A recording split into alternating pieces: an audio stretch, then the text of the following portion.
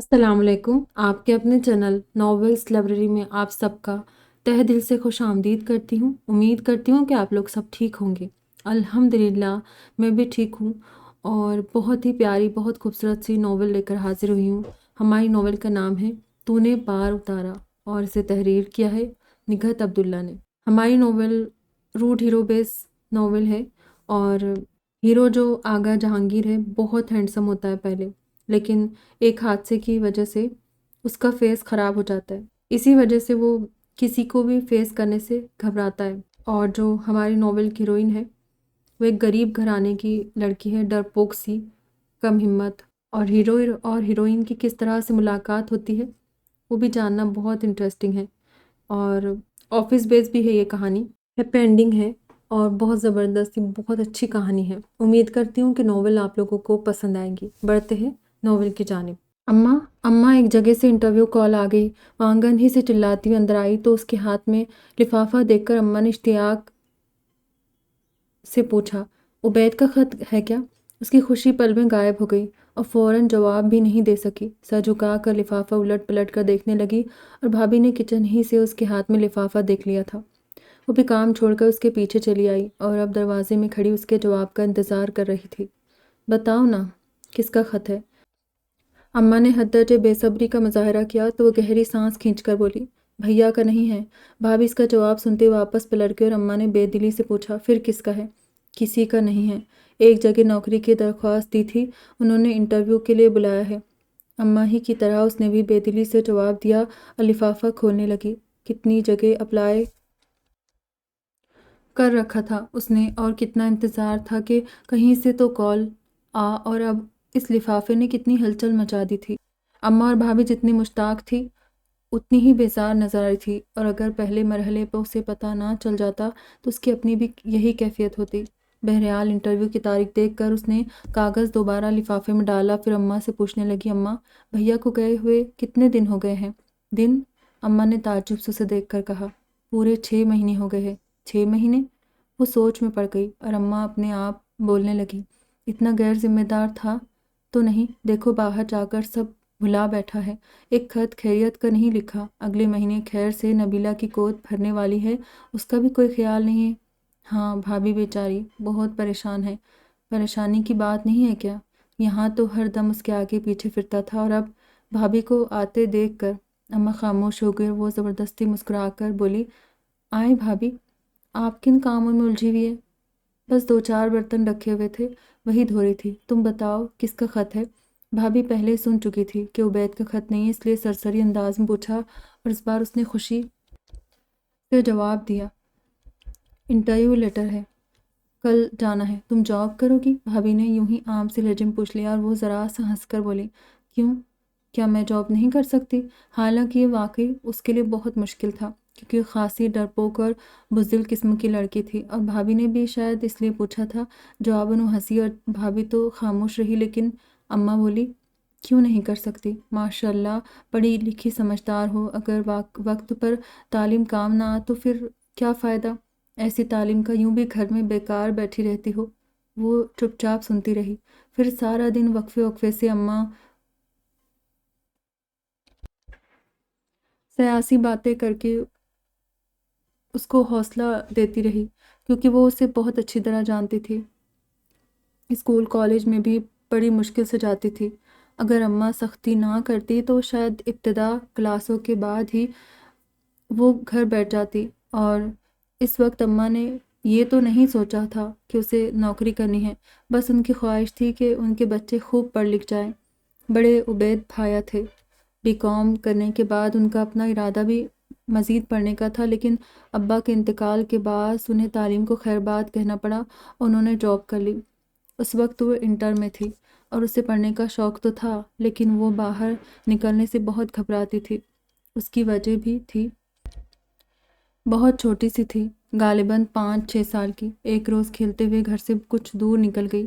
کھیل کے دوران تو احساس نہیں ہوا، لیکن جب سب اپنے اپنے گھروں کو چلے گئے تب اسے اپنا گھر کہیں نظر نہیں آیا۔ ایک ہی جیسی گلیاں تھیں، وہ ادھر سے ادھر بھٹکتی پھری، جب تھک گئی تو رونے لگی۔ ایک آدمی نے قریب آ کر رونے کا سبب پوچھا، پھر بہلایا کہ وہ اسے اس کے گھر پہنچا دے گا، اور پھر بجائے اسے گھر پہنچانے کی گود میں اٹھا کر کسی اور ہی راستے پر چل نکلا۔ یقیناً وہ بردہ فروش تھا۔ وہ تو اس کی قسمت اچھی تھی کہ محلے میں سے کسی آدمی نے دیکھ لیا، اور کیونکہ وہ بردہ فروش بھی شکل ہی سے کچھ مشکوک لگ رہا تھا، اس لیے محلے کا آدمی اسے نظر انداز نہیں کر سکا۔ اسے روک کر پوچھا کہ بچی کو کہاں لے جا رہے ہو؟ اور وہ اس قدر گھبرایا کہ اسے پھینک کر بھاگ کھڑا ہوا۔ پھر وہ گھر پہنچ چکی تھی، لیکن جس طرح وہ ماجرا سن کر اماں نے اسے ڈرایا دھمکایا تو اس وقت سے اس کے اندر ایک خوف بیٹھ گیا تھا جسے بعد میں خود اماں بھی نہیں نکال سکی۔ ابھی تک راستہ چلتے ہوئے اسے یوں لگتا تھا جیسے ہر شخص اس کے تعاقب میں آ رہا ہو۔ اسکول میں میٹرک تک ابا خود اسے چھوڑ کر آتے تھے اور واپسی میں بھیا لے کر آتے تھے۔ اس کے بعد ابا نے ایک نئے علاقے میں اپنا گھر خرید لیا۔ یوں وہ پرانا محلہ چھوٹ گیا اور نئی جگہ سے ایک دو لڑکیاں کالج جانے والی مل گئی تو وہ ان کے ساتھ آنے جانے لگی۔ کسی دن وہ لڑکیاں زہرہ اور شبینہ چھٹی کر لیتی تو اس کی بھی چھٹی ہو جاتی تھی۔ اماں لاکھ ڈانٹتی کہ آخر کب تک دوسروں کے سہارے چلو گی، لیکن اس کا ایک ہی جواب ہوتا، بس میں اکیلی نہیں جا سکتی۔ پھر ابا کے انتقال کے بعد جہاں بھیا کی پڑھائی چھوٹ گئی وہاں اس نے بھی سوچا تھا کہ گھر بیٹھ جا، لیکن اللہ کی مہربانی سے بھیا کو جلد ہی نوکری مل گئی اور اماں نے اسے گھر نہیں بیٹھنے دیا، بی اے کروا کے دم لیا، اور ابھی وہ بی اے سے فارغ ہوئی تھی کہ اماں کو بھیا کی شادی کرنی پڑی۔ حالانکہ ان کا خیال پہلے اس کی شادی کرنے کا تھا، لیکن نبیلہ جو اماں کی بھانجی تھی 5 سال کی عمر میں اس کی ماں کا انتقال ہو گیا، اور کچھ ہی عرصے بعد اس کے ابا نے دوسری شادی بھی کر لی۔ دوسری ماں روایتی سوتیلی ماں ثابت ہوئی۔ اس وقت اماں نے چاہا تھا کہ نبیلہ کو اپنے پاس لے آئے، لیکن اس کے ابا نے منع کر دیا تھا، اور ظاہر ہے اماں زبردستی تو کر نہیں سکتی تھی، لیکن اسی وقت انہوں نے سوچ لیا تھا کہ نبیلہ کو بہو بنا کر لے آئے گی، اور گو کہ ابھی اس کا وقت تو نہیں آیا تھا، لیکن وہ پہلے اپنی بیٹی سے فارغ ہونا چاہتی تھی۔ لیکن ایک روز نبیلہ خود ہی چلی آئی اور اس نے رو رو کر اماں کو بتایا کہ اس کی ماں ایک بڈھے سے اس کی شادی کر رہی ہے۔ تب اماں کو اور تو کچھ نہیں سوجھا، اسی وقت محلے کے چند لوگوں کو بلا کر عبید اور نبیلہ کا نکاح کروا دیا۔ بعد میں نبیلہ کے اماں ابا لینے آئے، لیکن اس وقت ان کا بس نہیں چلا، کیونکہ لڑکی اپنی مرضی سے شوہر کو پیاری ہو چکی تھی، اور یہ کوئی سال بھر پہلے کی بات تھی۔ اس وقت عبید بھیا باہر جانے کی کوششوں میں لگے ہوئے تھے اور وہ ہرگز شادی کرنے کے حق میں نہیں تھے۔ ان کا کہنا تھا کہ وہ ابھی بیوی بچے افورڈ نہیں کر سکتے، پہلے باہر جائیں گے، 2-3 سال کے بعد یہاں آ کر اپنا کاروبار کریں گے، اس کے بعد پہلے بہن کو رخصت کریں گے، پھر اپنی شادی کا سوچیں گے۔ لیکن وہی بات کہ تقدیر کے سامنے انسان بے بس ہے، خواہ کچھ بھی سوچ لے، ہوتا وہی ہے جو اوپر والے نے لکھ دیا۔ پہلے ابا کے انتقال کے باعث تعلیم چھوٹی اور اب اماں نے شادی کی زنجیر پہنا دی، لیکن یہ بھی ہے کہ ہر انسان مجبور ہو کر بیٹھ نہیں جاتا۔ عبید بھیا جو شادی کے حق میں نہیں تھے، نبیلہ کو پا کر گویا انہیں اپنی منزل مل گئی۔ ابتدائی 2 مہینے تو وہ بڑے خوش اور مگن تھے، پھر جب نبیلہ امید سے ہوئی تو غالباً نئی ذمہ داری کو سوچتے ہوئے انہیں وسائل کم لگنے لگے اور وہ ایک بار پھر باہر جانے کی تگ و دو میں لگ گئے۔ گو کہ اب اماں نہیں چاہتی تھی کہ وہ باہر جائے، اور نبیلہ کا تو رو رو کر برا حال تھا، لیکن ان پر دھن سوار ہو چکی تھی۔ اماں کے سامنے اپنی ذمہ داریاں گنواتے اور نبیلہ کو بہلاتے، تمہاری گزشتہ زندگی میرے سامنے ہے، کبھی کوئی سکھ نہیں دیکھا تم نے، اب میں تمہیں اچھی اور آسودہ زندگی دینا چاہتا ہوں، 2-3 سال کی بات ہے،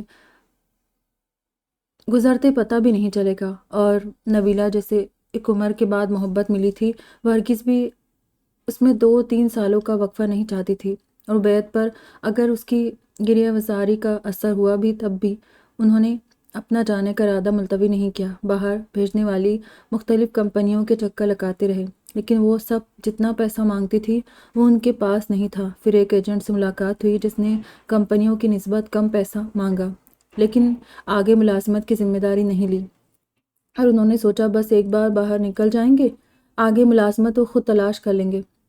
یوں سب کو اچھے دنوں کی آس دلا کر وہ رخصت ہو گئے، اور جب تک انہیں روکنا اختیار میں تھا اماں نبیلہ نے ہر حربہ استعمال کیا، لیکن جب وہ چلے گئے تو پھر ظاہر ہے وہی آس کی ڈوری ہی وہ رہ جاتی تھی جو وہ تھما گئے تھے، اور آنکھیں بھی وہی خواب دیکھنے لگی جن کی جھلک وہ دکھا گئے تھے۔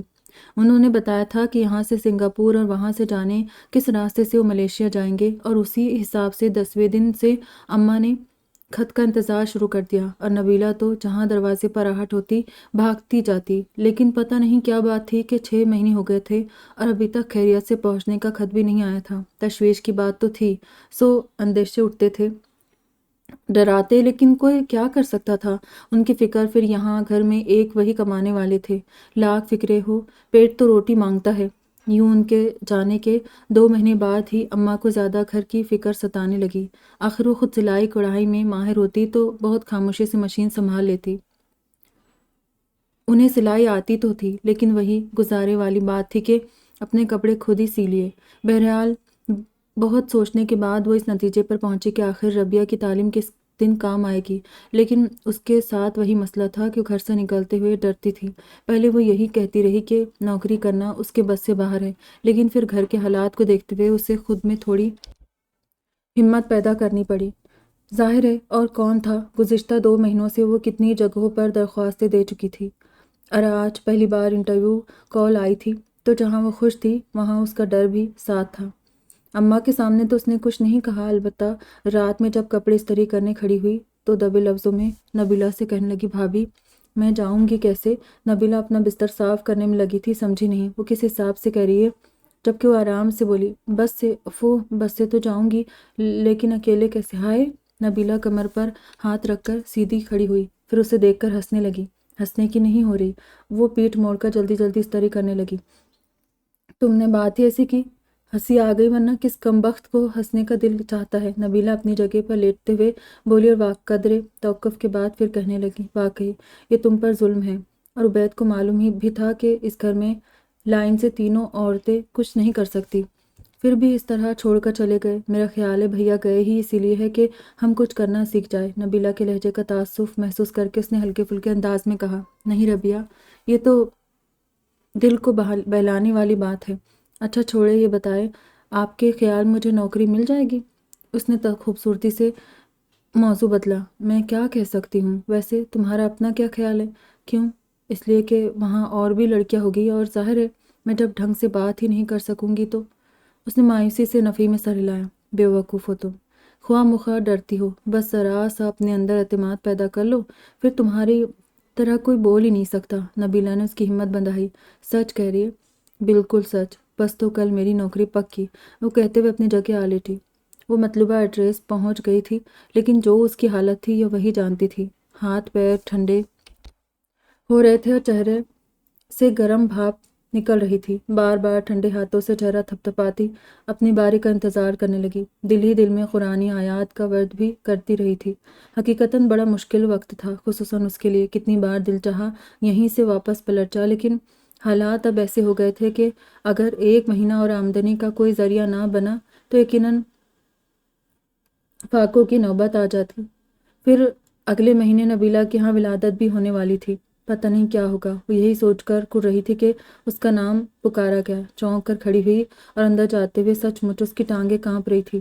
تشریف رکھیے، بیٹھنے کو کہا گیا تو محض خود کو گرنے سے بچانے کی خاطر فوراً بیٹھ گئی۔ اس کے بعد پتہ نہیں کیا کیا سوال ہوا اور وہ غائب دماغی سے جواب دیتی رہی۔ پھر اس نے محسوس کیا اچانک خاموشی چھا گئی۔ کچھ ڈرتے ڈرتے پلکیں اٹھائی تو سامنے بیٹھا شخص پرسوچ انداز میں نظریں اس پر جمائے بیٹھا تھا۔ مزید نروس ہو گئی اور راہ فرار بھی ڈھونڈنے لگی، لیکن خود سے اٹھ کر جانے کی ہمت نہیں ہوئی۔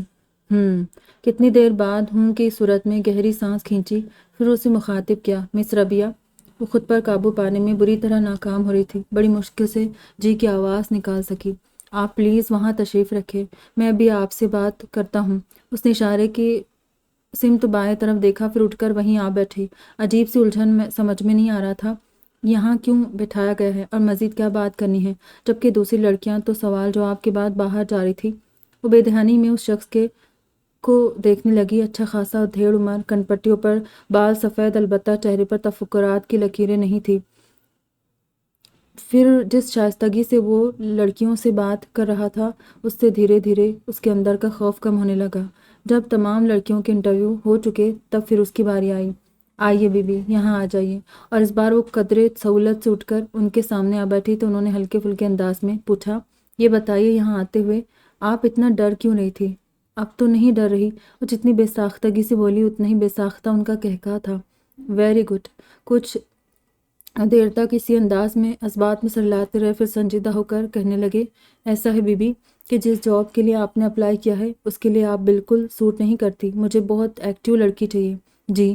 اس نے مایوسی سے سر جھکا لیا تو قدرے توقف سے کہنے لگے، آپ کو میں ایک اور جاب آفر کر سکتا ہوں، لیکن شاید اس کے لیے آپ راضی نہ ہوں۔ اس نے فوراً سر اٹھا کر یوں دیکھا جیسے کہہ رہی ہو، آپ بتائے تو صحیح۔ اور اس کے اس انداز سے وہ سمجھ گئے کہ واقعی ضرورت مند ہے، اچھی تنخواہ کے عوض ان کے آفر قبول کرے گی۔ اور کیونکہ پہلے سے ان کے ذہن میں باقاعدہ کوئی پلان نہیں تھا، بس ابھی اسے دیکھ کر ہی ایک خیال آیا تھا، جب انہوں نے فوراً کچھ کہنے سے گریز کی اور انٹرکام پر چائے کا کہہ کر کمرے سے نکل گئے، تو اس نے بہت ڈھیلے ڈھالے انداز میں سر کرسی کی پشت سے ٹکا دیا اور خود ہی سوچنے لگی، پتہ نہیں کیا کام ہے جس کے بارے میں ان کا خیال ہے کہ میں راضی نہیں ہوگی۔ کچھ دیر بعد دروازے پر آہٹ سن کر سیدھی ہو بیٹھی۔ ان کے پیچھے چپراسی چائے لیے آ رہا تھا، سوالی نظروں سے انہیں دیکھنے لگی تو وہ چائے کی طرف اشارہ کر کے بولے، پلیز۔ اس نے خاموشی سے کپ اپنی طرف کھسکا لیا اور ایک دو سپ لینے کے بعد انہیں دیکھا تو وہ پھر اسی پرسوچ انداز میں اس پر نظر جمائے بیٹھے تھے۔ اس کے کہنے پر کہنے لگے، ہاں بی بی، پہلے تو میں یہ کہوں گا کہ اس وقت میں جو کہنے جا رہا ہوں وہ بات صرف آپ کے اور میرے درمیان رہے گی، خواہ آپ ایگری کریں یا نہ کریں، اوکے؟ اس نے سر اس بات میں ہلا دیا، جبکہ اس کا دل اندر ہی اندر بیٹھنے لگا تھا کہ پتہ نہیں ایسا کیا بات ہے۔ اور قدرے توقف سے وہ کہنے لگے، میرا ایک بیٹا ہے۔ سال بھر پہلے تک وہ بہت خوبصورت نوجوان تھا، well educated and well etiquette, اپنے حلقے میں بے حد مقبول۔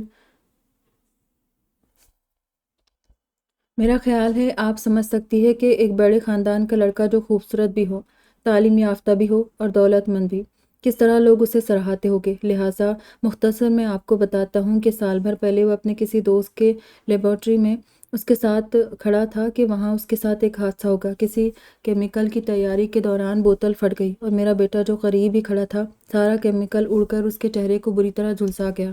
پھر کو کے علاج سے وہ ٹھیک تو ہو گیا، لیکن اس کے چہرے کی ہیئت ہی بدل گئی۔ مجھے یہ کہتے ہوئے دکھ ہوتا ہے کہ عام آدمی اسے دیکھ کر اگر ڈرتا نہیں تو منہ ضرور پھیر لیتا ہے۔ گہری سانس لے کر کچھ دیر کے لیے خاموش ہو گئے، یوں جیسے بیٹے کا دکھ رگ رگ میں سرایت کر رہا ہو۔ وہ اسی خاموشی سے ان پر نظر جمائے بیٹھی رہی، جبکہ اندر دل کی رفتار اور مدھم ہو رہی تھی، بالکل اسی طرح جیسے بچپن میں کہانی کے دوران ان اچانک خوفناک جن کی آمد پر اس کی کیفیت ہوتی تھی۔ کچھ دیر بعد وہ پھر گویا ہوئے۔ وہ جو بہت مقبول تھا، لوگ اس سے محبت بلکہ جان دینے کے دعوے کرتے تھے، وہ سب اس سے دور ہو گئے اور دوستوں کی بے اعتنائیوں نے اسے بری طرح توڑ کر رکھ دیا ہے۔ اور بات صرف دوستوں کی نہیں، عام آدمی بھی اسے دیکھ کر منہ موڑ لیتا ہے۔ اپنے لیے لوگوں کا یہ رویہ دیکھ کر وہ اتنا دل برداشتہ ہوا کہ خود کو اپنے کمرے تک محدود کر لیا۔ ابھی بھی وہ کہیں آتا جاتا نہیں ہے، نہ ہی گھر میں کسی کی آمد پسند کرتا ہے۔ عجیب بد مزاج سا ہو گیا ہے، اکھڑا اکھڑا، اپنے آپ سے اور ساری دنیا سے خفا سا لگتا ہے۔ حالانکہ سرجری سے اس کا چہرہ ٹھیک ہو سکتا تھا، لیکن وہ اس پر تیار ہی نہیں ہوتا۔ وہ یوں بول رہے تھے جیسے اپنے آپ سے باتیں کر رہے ہو، اور اس کی سمجھ میں نہیں آ رہا تھا کہ وہ یہ سب اسے کیوں بتا رہے۔ ابھی وہ خود سے قیاس کرنے لگی تھی کہ وہ کہنے لگے، اس کی تنہائی کے خیال سے میں نے سنی کو اپنے پاس رکھ لیا ہے۔ سنی میرا نواسا ہے، 6 سال کا چھوٹا بچہ، اور میرا بیٹا اس کے ساتھ قدرے خوش رہتا ہے۔ ایکسکیوز می سر، وہ بے حد الجھن محسوس کر رہی تھی، بالآخر بول پڑی، میری جاب کیا ہے؟ آپ کو میرے گھر جانا ہے اور آگا کو دیکھ کر نہ تو ڈرنا ہے اور نہ منہ موڑنا ہے، بلکہ اپنے رویے سے آپ کو اسے یقین دلانا ہے کہ وہ قابل نفرت نہیں ہے۔ جی؟ کچھ سمجھی کچھ نہ سمجھی، اور وہ اس سے خیال سے کہ کہیں وہ صاف انکار نہ کر دے کہنے لگے، یہ کوئی ایسا مشکل کام نہیں ہے، پھر آپ کو جاب کرنی ہے اور یہی آپ کی جاب ہے۔ جاب؟ پریشان ہو گئی، بھلا یہ کیا جاب ہے؟ اور وہ کچھ دیر تک اسے دیکھتے رہے، شاید اپنی بات ٹھیک طرح سے سمجھا نہیں سکے تھے۔ اسی خیال کے تحت کہنے لگے، دیکھیں بی بی، میں یہ تو نہیں کہوں گا کہ آپ کو کہیں اور جاب نہیں ملے گی، لیکن بہت مشکل سے ملے گی، اسی لیے کہ ایک تو آپ سمپل گریجویٹ ہے، دوسرے آپ کے پاس تجربہ نہیں، پھر نہ کوئی کورس کیا ہے آپ نے، تو اس حساب سے کوئی پرائیویٹ اسکول ہی آپ کو ٹیچر رکھ سکتا ہے، اور میں سمجھتا ہوں پرائیویٹ اسکول کی جاب سے جاب لیس ہونا بہتر ہے، جس سے ایک اکیلے انسان کی ضروریات پوری نہیں ہو سکتی۔ خیر یہ الگ بات ہے، میں آپ کو یہ بتانا چاہوں گا کہ اس جاب سے آپ نہ صرف کچھ سیکھ لے گی بلکہ تجربے کا سرٹیفکیٹ بھی آپ کے پاس آ جائے گا۔ ایکسکیوز می سر، میں آپ کی بات بالکل نہیں سمجھ رہی ہوں۔ بھلا آپ کے گھر آنے جانے میں کیا سیکھوں گی؟ اس نے الجھن آمیز لہجے میں کہا تو انہیں قدر اطمینان ہوا کہ اس نے صاف انکار نہیں کیا۔ گہری سانس کھینچ کر بولے، بی بی، آفس ٹائم صبح 9 سے شام 5 بجے تک کا ہے اور یہ سارا وقت آپ کو میرے گھر نہیں رہنا۔ آپ صبح آفس آئے گی، یہاں میں کسی بھی شعبے میں بطور ہیلپر آپ کو لگا دوں گا، خواہ پبلک ڈیلنگ، خواہ کمپیوٹر آپریٹر، جو بھی شعبہ آپ کو مناسب لگے۔ آپ بڑے آرام سے سیکھ سکتی ہے۔ پھر اول تو یہیں آپ کی جاب پکی ہو جائے گی، کہیں اور جانے کی ضرورت نہیں، یا پھر آپ کی مرضی۔ بہرحال اس تمام وقت میں سے آپ کو 1-1.5 گھنٹہ کے لیے گھر جانا ہوگا۔ اب وہ ان کی پوری بات سمجھ گئی تھی اور پھر پرسوچ انداز میں ذرا سا سر ہلایا، لیکن حامی نہیں بھری، بلکہ خود اس کی سمجھ میں نہیں آ رہا تھا کہ کیا کرے۔ اور اسے شش و پنج میں دیکھ کر وہ کہنے لگے، میں آپ کو مجبور نہیں کر رہا، آپ اچھی طرح سوچ لیں، اگر دل مانے تو کل آ جائے گا، میں آپ کو باقی تفصیل سمجھا دوں گا۔ جی۔ اس نے اچانک خود کو آزاد محسوس کیا اور فوراً جانے کی اجازت چاہی۔ پھر باہر آ کر اس نے پلٹ کر نہیں دیکھا، بلکہ یوں تیز تیز قدم اٹھانے لگی جیسے جلد سے جلد یہاں سے دور چلی جانا چاہتی ہو۔ عجیب سی وحشت سوار ہو گئی تھی اس پر اور خوف الگ کہ کہیں وہ اس کے تعاقب میں نہیں آ رہے۔ گھر میں داخل ہوئی تو جان میں جان آئی اور فوراً سوچ لیا کہ دوبارہ وہاں نہیں جائے گی۔ کیا ہوا؟ اماں نے اسے دیکھتے ہی پوچھا تو وہ کندھے سے بیگ اتار کر ایک طرف اچھالتے بولی، سانس تو لینے دے۔ گرنے کے انداز میں پلنگ پر تقریباً آدھی لیٹ گئی اور لمبے لمبے سانس لیتے بولی، نوکری اتنی آسانی سے نہیں ملتی، پتہ نہیں قسمت میں کتنی خواری لکھی ہے۔ لو، ابھی تو آج پہلی بار گئی اور ابھی سے قسمت کو کوس رہی ہوں۔ اماں نے ناگواری سے ٹوکا، پھر کہنے لگی، مجھے پتہ ہے نوکری آسانی سے نہیں ملتی، لیکن انسان کو کوشش تو کرنا ہے، گھر بیٹھے تو کچھ حاصل نہیں ہوتا۔ لو پانی پیو۔ نبیلہ اس کی آواز سن چکی تھی، پانی لیے اندر چلی آئی تو اماں بگڑ گئی، تم اور سر چڑھاؤ اسے، کوئی ایسا تیر مار کر نہیں آ رہی ہے، آپ تو خواہ مخواہ میرے پیچھے پڑ جاتی ہے، اب اگر نوکری نہیں ملی تو اس میں میرا کیا قصور؟ ہاں نہیں تو؟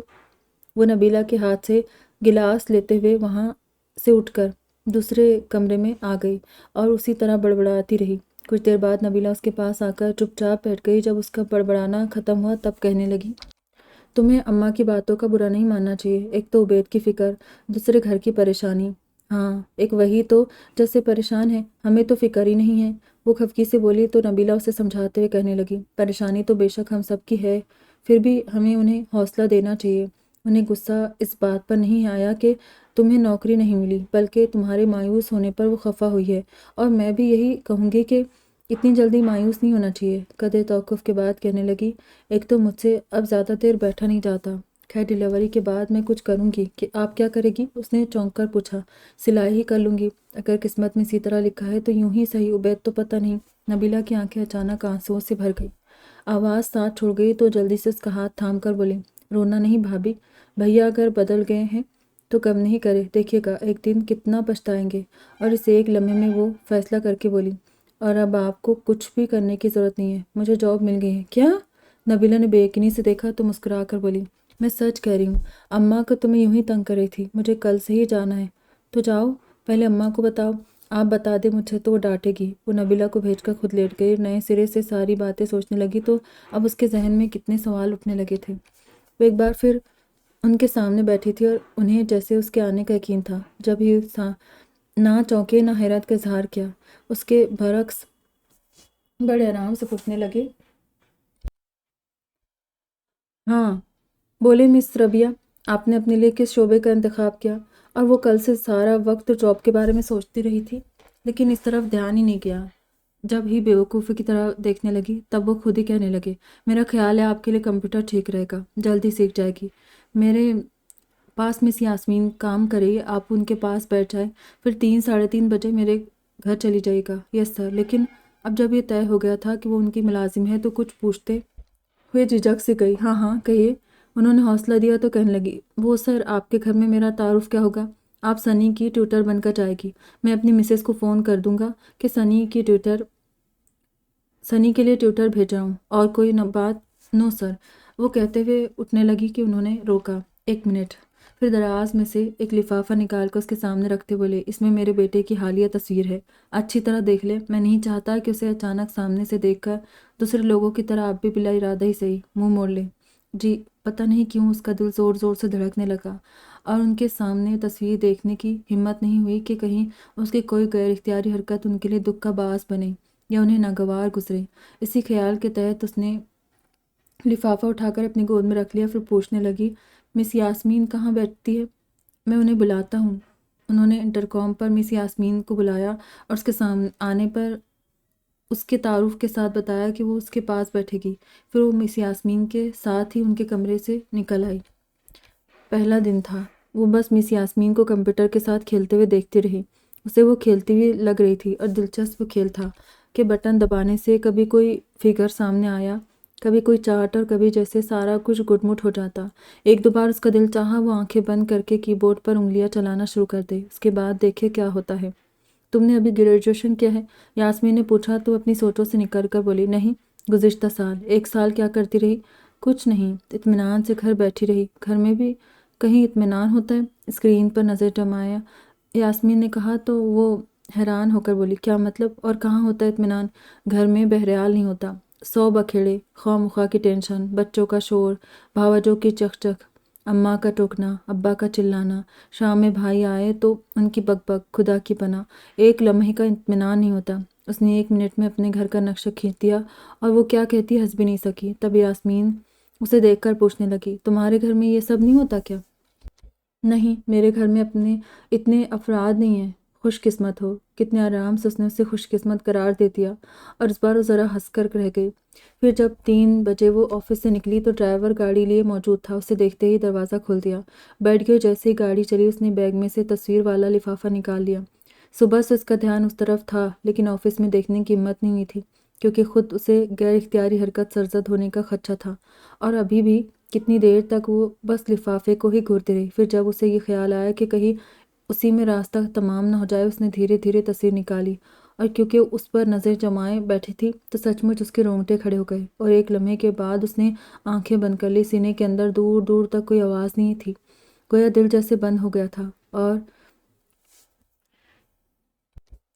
اپنے زندہ ہونے کا یقین کرنے کے لیے ہی اس نے آنکھیں کھولی تو پھر وہی چہرہ سامنے تھا جو کہیں سے بھی انسان کا چہرہ نہیں لگ رہا تھا۔ یہ تصویر تھی۔ ابھی اسے حقیقت کا سامنا کرنا تھا جو واقعی اسے بہت مشکل لگ رہا تھا۔ دل چاہا گاڑی رکوا کر یہی اتر جائے اور اس جاب کا خیال دل سے نکال کر سیدھی گھر کی راہ لے۔ یوں بھی وہ خاصی بزدل واقع ہوئی تھی اور اس تمام عرصے میں پہلی بار اسے خیال آیا کہ آخر اسی کا انتخاب کیوں کیا گیا۔ اور بھی تو لڑکیاں تھیں اس کے مقابلے میں بہت ایکٹیو۔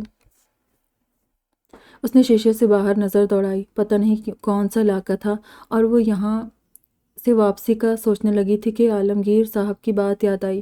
میں یہ تو نہیں کہوں گا کہ آپ کو جاب نہیں ملے گی، لیکن بہت مشکل سے ملے گی، کیونکہ ایک تو آپ سمپل گریجویٹ ہے، دوسرے وغیرہ وغیرہ، یعنی واقعی خواری، اور وہ نئے سرے سے تگ و دو کر سکتی تھی لیکن حالات اس کی اجازت نہیں دے رہے تھے۔ ابھی جو جاب مل گئی وہی غنیمت تھی۔ گہری سانس کھینچتے ہوئے اس نے دوبارہ تصویر پر نظر جما دی۔ تبھی گاڑی ایک مڑ کر رک گئی اور ڈرائیور نے اتر کر اس کی طرف کا دروازہ کھول دیا۔ اس نے جلدی سے تصویر کو لفافے میں ڈال کر لفافہ بیگ میں رکھ لیا اور نیچے اتر کر اس عالیشان بنگلے کو دیکھنے لگی۔ چوکیدار، مس صاحب کو بیگم صاحب کے پاس لے جاؤ، ڈرائیور نے چوکیدار کو پکار کر کہا تو جیسے زبردستی خود کو گھسیٹتی ہوئی چوکیدار کے پیچھے چل کر اندر آئی۔ قصداً ادھر ادھر دیکھنے سے گریز کر رہی تھی اور سر بھی جھکا ہوا تھا۔ جب بھی اسے اندازہ نہیں ہوا کہ وہ کن مرحلوں سے گزر کر بیگم صاحبہ کے کمرے تک پہنچی ہے۔ تم ربیہ ہو؟ اس آواز پر اس نے سر اٹھایا تو سامنے خاصی گریسفل خاتون موجود تھی۔ قدرے سٹپٹا کر ان کی بات کا جواب دینے کے بجائے اس نے سلام کر دیا۔ جیتے رہو، آؤ بیٹھو، انہوں نے کہا تو وہ ان کے بیڈ کے کنارے خاصے تکلف سے بیٹھ گئی۔ تم سنی کو پڑھاؤ گی؟ بغور اس کا جائزہ لیتے ہوئے ان کا انداز سوالیہ نہیں تھا۔ اس نے ذرا سا اس بات میں سر ہلا دیا۔ یوں بھی وہ کچھ مروب سی ہو رہی تھی۔ انہوں نے ملازمہ کو بلا کر اسے سیٹنگ روم میں لے جانے کو کہا، پھر اس سے کہنے لگی، تم چلو، میں سنی کو بھیجتی ہوں۔ چپ چاپ اٹھ کر ملازمہ کے پیچھے چل پڑی۔ پھر سیٹنگ روم میں بیٹھتے ہی اس نے کافی محتاط نظروں سے ادھر ادھر دیکھا۔ کمرہ بہت سادہ تھا، یعنی نہ فرنیچر کی بہتات، نہ کوئی ڈیکوریشن پیس، البتہ گلاس وال سے پرے کا منظر انتہائی دلکش تھا، جہاں سے غالباً ابھی کچھ دیر پہلے وہ گزر کر آئی تھی۔ لیکن اس وقت دھیان نہیں دیا تھا۔ برآمدے اور 4 اسٹیپ پر وائٹ ماربل کا فرش تھا، اس سے آگے سرخ اینٹوں کی روش، پھر بہت خوبصورت لان۔ اس دلکشی کو دل ہی دل میں سراہ رہی تھی کہ سنی اس کے سامنے آ کر بولا، ہیلو ٹیچر۔ وہ خوبصورت سے بچے کو دیکھ کر بے ساختہ مسکرائی، پھر اس کا ہاتھ پکڑ کر پاس بٹھاتے بولی، مجھے تمہارا ہیلو کہنا بھی اچھا لگا ہے، لیکن آئندہ ہم ایک دوسرے کو سلام کریں گے، ٹھیک ہے؟ آپ روزانہ آئے گی؟ بچے نے معصومیت سے پوچھا۔ ہاں، کیوں؟ کیا تمہیں پڑھنا اچھا نہیں لگتا؟ اچھا لگتا ہے، بس تو میں روزانہ تمہیں پڑھانے آؤں گی۔ اب جلدی سے بتاؤ کون سی کلاس میں پڑھتے ہو؟ 1 میں۔ Very good. اس نے سنی کا گال تھپک کر شاباشی دی، پھر اس کا بیگ کھولنے لگی تھی کہ عقب سے آواز آئی، سنی، یہ کون ہے؟ اسے پہلا خیال اس کا آیا اور بیگ پر آپ ہی آپ۔ اس کے ہاتھ کی گرفت مضبوط ہو گئی، جبکہ اندر دل کی وہی کیفیت تھی کہ دل اگر بند نہیں ہوا تھا تو ہونے والا تھا۔ ماما، یہ میری ٹیچر ہے، سنی نے شوق سے بتایا۔ اچھا، پتہ نہیں اس کی ذرا سی ہنسی کس کے لیے تھی، پھر غالباً وہ وہیں سے پلٹنے لگا کہ سنی پکار کر بولا، ماما آپ ٹیچر سے نہیں ملیں گے؟ نہیں۔ اس کے لہجے کی سختی اس نے صاف محسوس کی، دل ہی دل میں شکر کرنے لگی تھی کہ سنی مچل کر بولا، کیوں ماما؟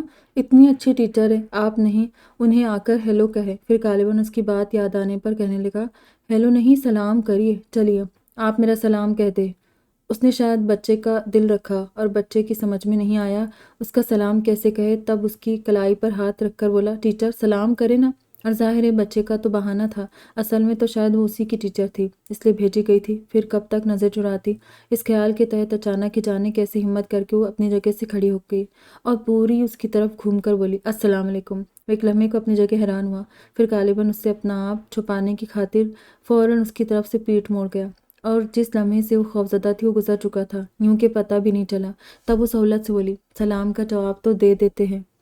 ہاں، وعلیکم السلام، اس نے چونک کر کہا اور تیز قدموں سے کمرے سے نکل گیا۔ تب گہری سانس کے ساتھ وہ دوبارہ بیٹھتے ہوئے سنی کو دیکھ کر قصداً مسکرائی، جبکہ دھیان اس کی طرف تھا۔ سنی نے خود ہی اپنا بیگ کھول کر ڈائری نکالی اور اس کی طرف بڑھا کر بولا، ٹیچر میری ڈائری دیکھے۔ اس نے چونک کر اس کے ہاتھ سے ڈائری لی، پھر اسی کے مطابق اس سے ہوم ورک کروانے لگی۔ اس کام میں اس کا بالکل دل نہیں لگا۔ اگر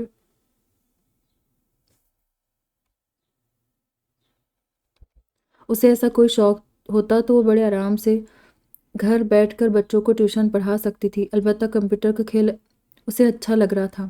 اس نے سوچا وہ جتنی جلدی ہو سکے کمپیوٹر سیکھ کر کہیں اور جاب تلاش کرے گی۔ بہرحال بڑی بے دلی سے اس نے آدھے گھنٹے میں ہی بچے کو فارغ کر دیا۔ اس کے بعد بیگم صاحبہ سے اجازت لینے کی غرض سے ان کے کمرے کی طرف آئی تو اندر سے اس کی آواز آئی تھی، سنی کو میں خود پڑھا دوں گا، آپ اس لڑکی سے کہیں آئندہ یہاں نہیں آئے۔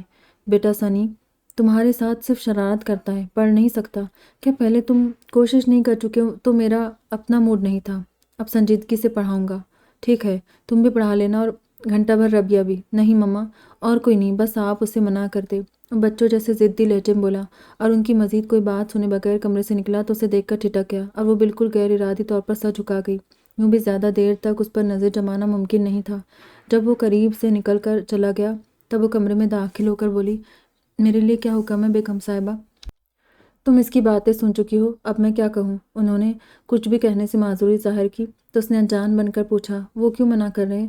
بس بیٹا اصل میں وہ کسی کا گھر میں آنا پسند نہیں کرتا، سمجھتا ہے سب اس کا مذاق اڑائیں گے۔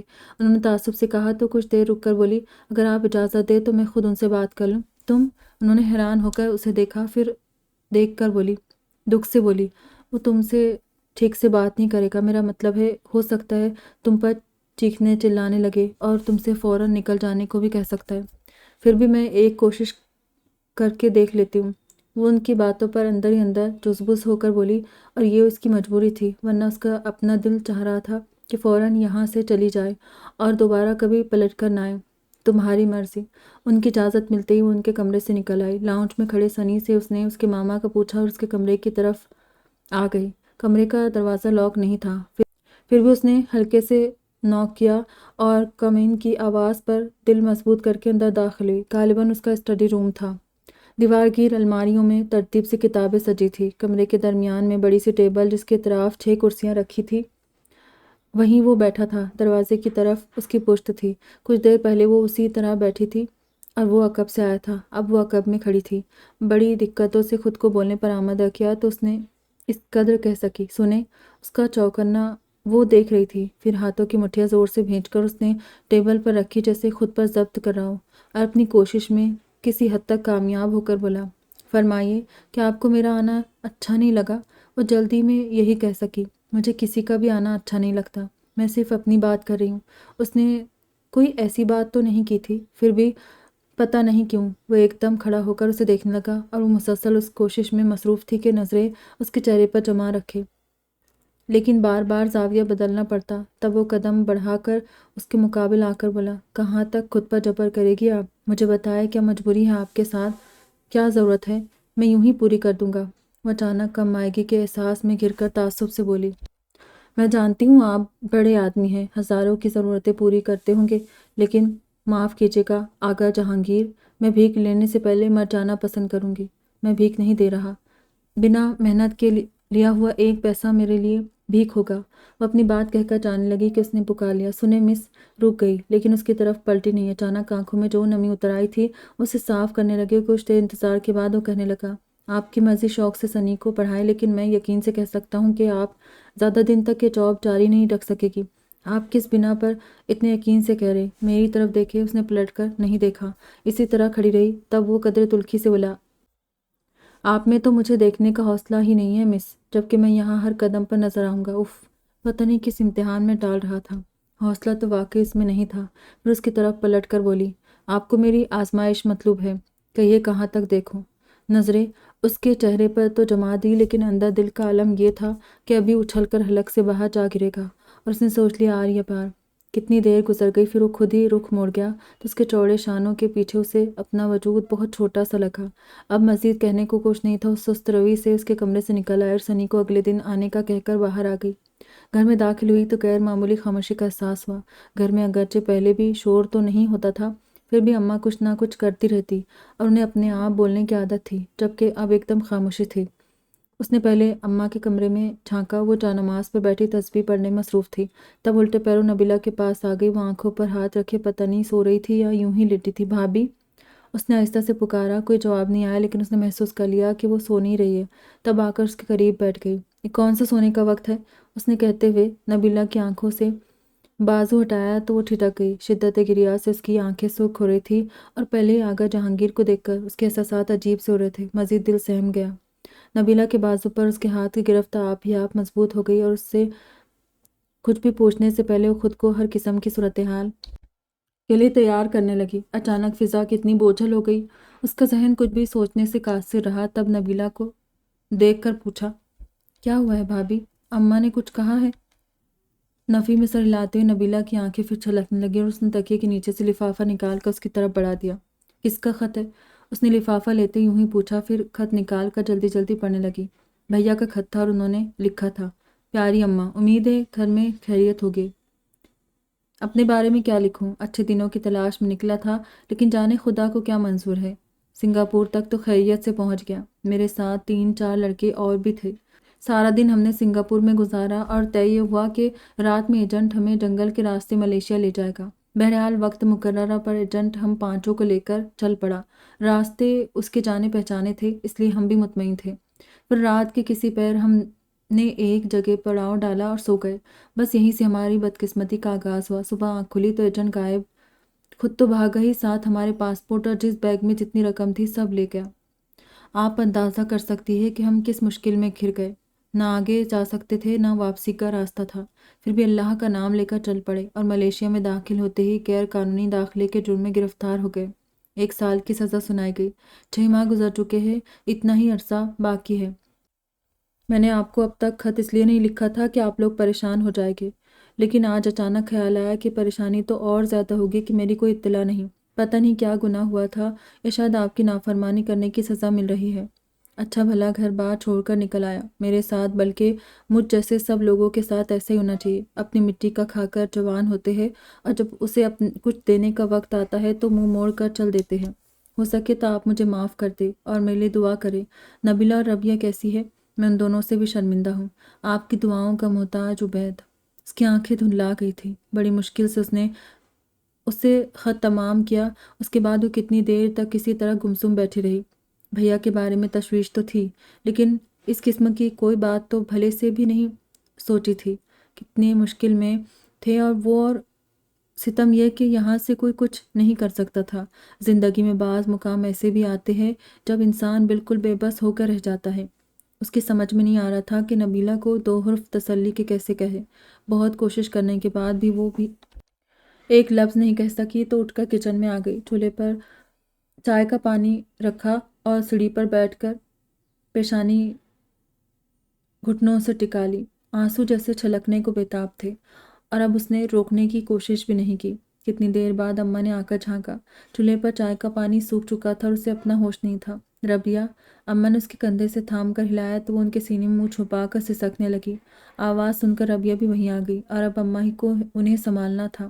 کمال ضبط کا مظاہرہ کرتے ہوئے دونوں کو چپ کرایا، پھر ڈانٹنے لگی۔ شکر کرو اللہ نے کسی بڑے امتحان میں نہیں ڈالا۔ کچھ وقت گزر گیا ہے، کچھ گزر جائے گا۔ دعا کرو اللہ ساتھ خیریت کے اسے واپس لائے۔ اور دیکھو خبردار کسی کو بتانا مت۔ لوگوں کو تو یوں بھی کوئی موقع چاہیے ہوتا ہے۔ جاؤ جا کر منہ ہاتھ دھو لو، میں کھانا گرم کر کے لاتی ہوں۔ وہ دونوں ایک دوسرے سے نظر چراتی ہوئی کچن سے نکل آئی۔ اس کی نظریں کی بورڈ پر حرکت کرتی یاسمین کی انگلیوں پر جمی تھی، لیکن ذہن اپنی ہی پریشانی میں الجھا تھا۔ کتنی سوچیں تھی اور ہر سوچ کے اختتام پر سوالیہ نشان۔ تمہیں کیا پریشانی ہے؟ یاسمین نے اس کی طرف دیکھے بغیر پوچھا تو وہ چونک کر دیکھنے لگی، حیران بھی ہوئی کہ اسے کیسے پتہ چلا کہ وہ پریشان ہے۔ نہیں بتانا چاہتی تو مت بتانا۔ اس کے خاموش رہنے پر یاسمین نے اس انداز سے کہا جیسے کوئی پرواہ نہیں۔ تب وہ ذرا ہنسی۔ مجھے کیا پریشانی ہو سکتی ہے بھلا؟ خیر یہ تو نہ کہو۔ یہاں ہر شخص پیدائش کے وقت سے ہی اپنے ساتھ ایک عدد پریشانی لے کر پیدا ہوتا ہے، اور مزے کی بات یہ ہے کہ اس پریشانی سے نجات کی کوشش میں وہ مزید پریشانیاں اپنے سر لاد لیتا ہے۔ یاسمین بڑے ہلکے پھلکے انداز میں کہہ کر خود ہی ہنسی، پھر اسے دیکھ کر پوچھنے لگی، کیا میں غلط کہہ رہی ہوں؟ نہیں، لیکن تم نے ہر شخص غلط کہا ہے۔ سوگاتیں تو ہم مڈل کلاس والوں کے حصے میں آتی ہے، جبکہ بڑے لوگ آہاں۔ یاسمین فوراً ٹوکتے ہوئے بولی، بیوقوف ہو تم۔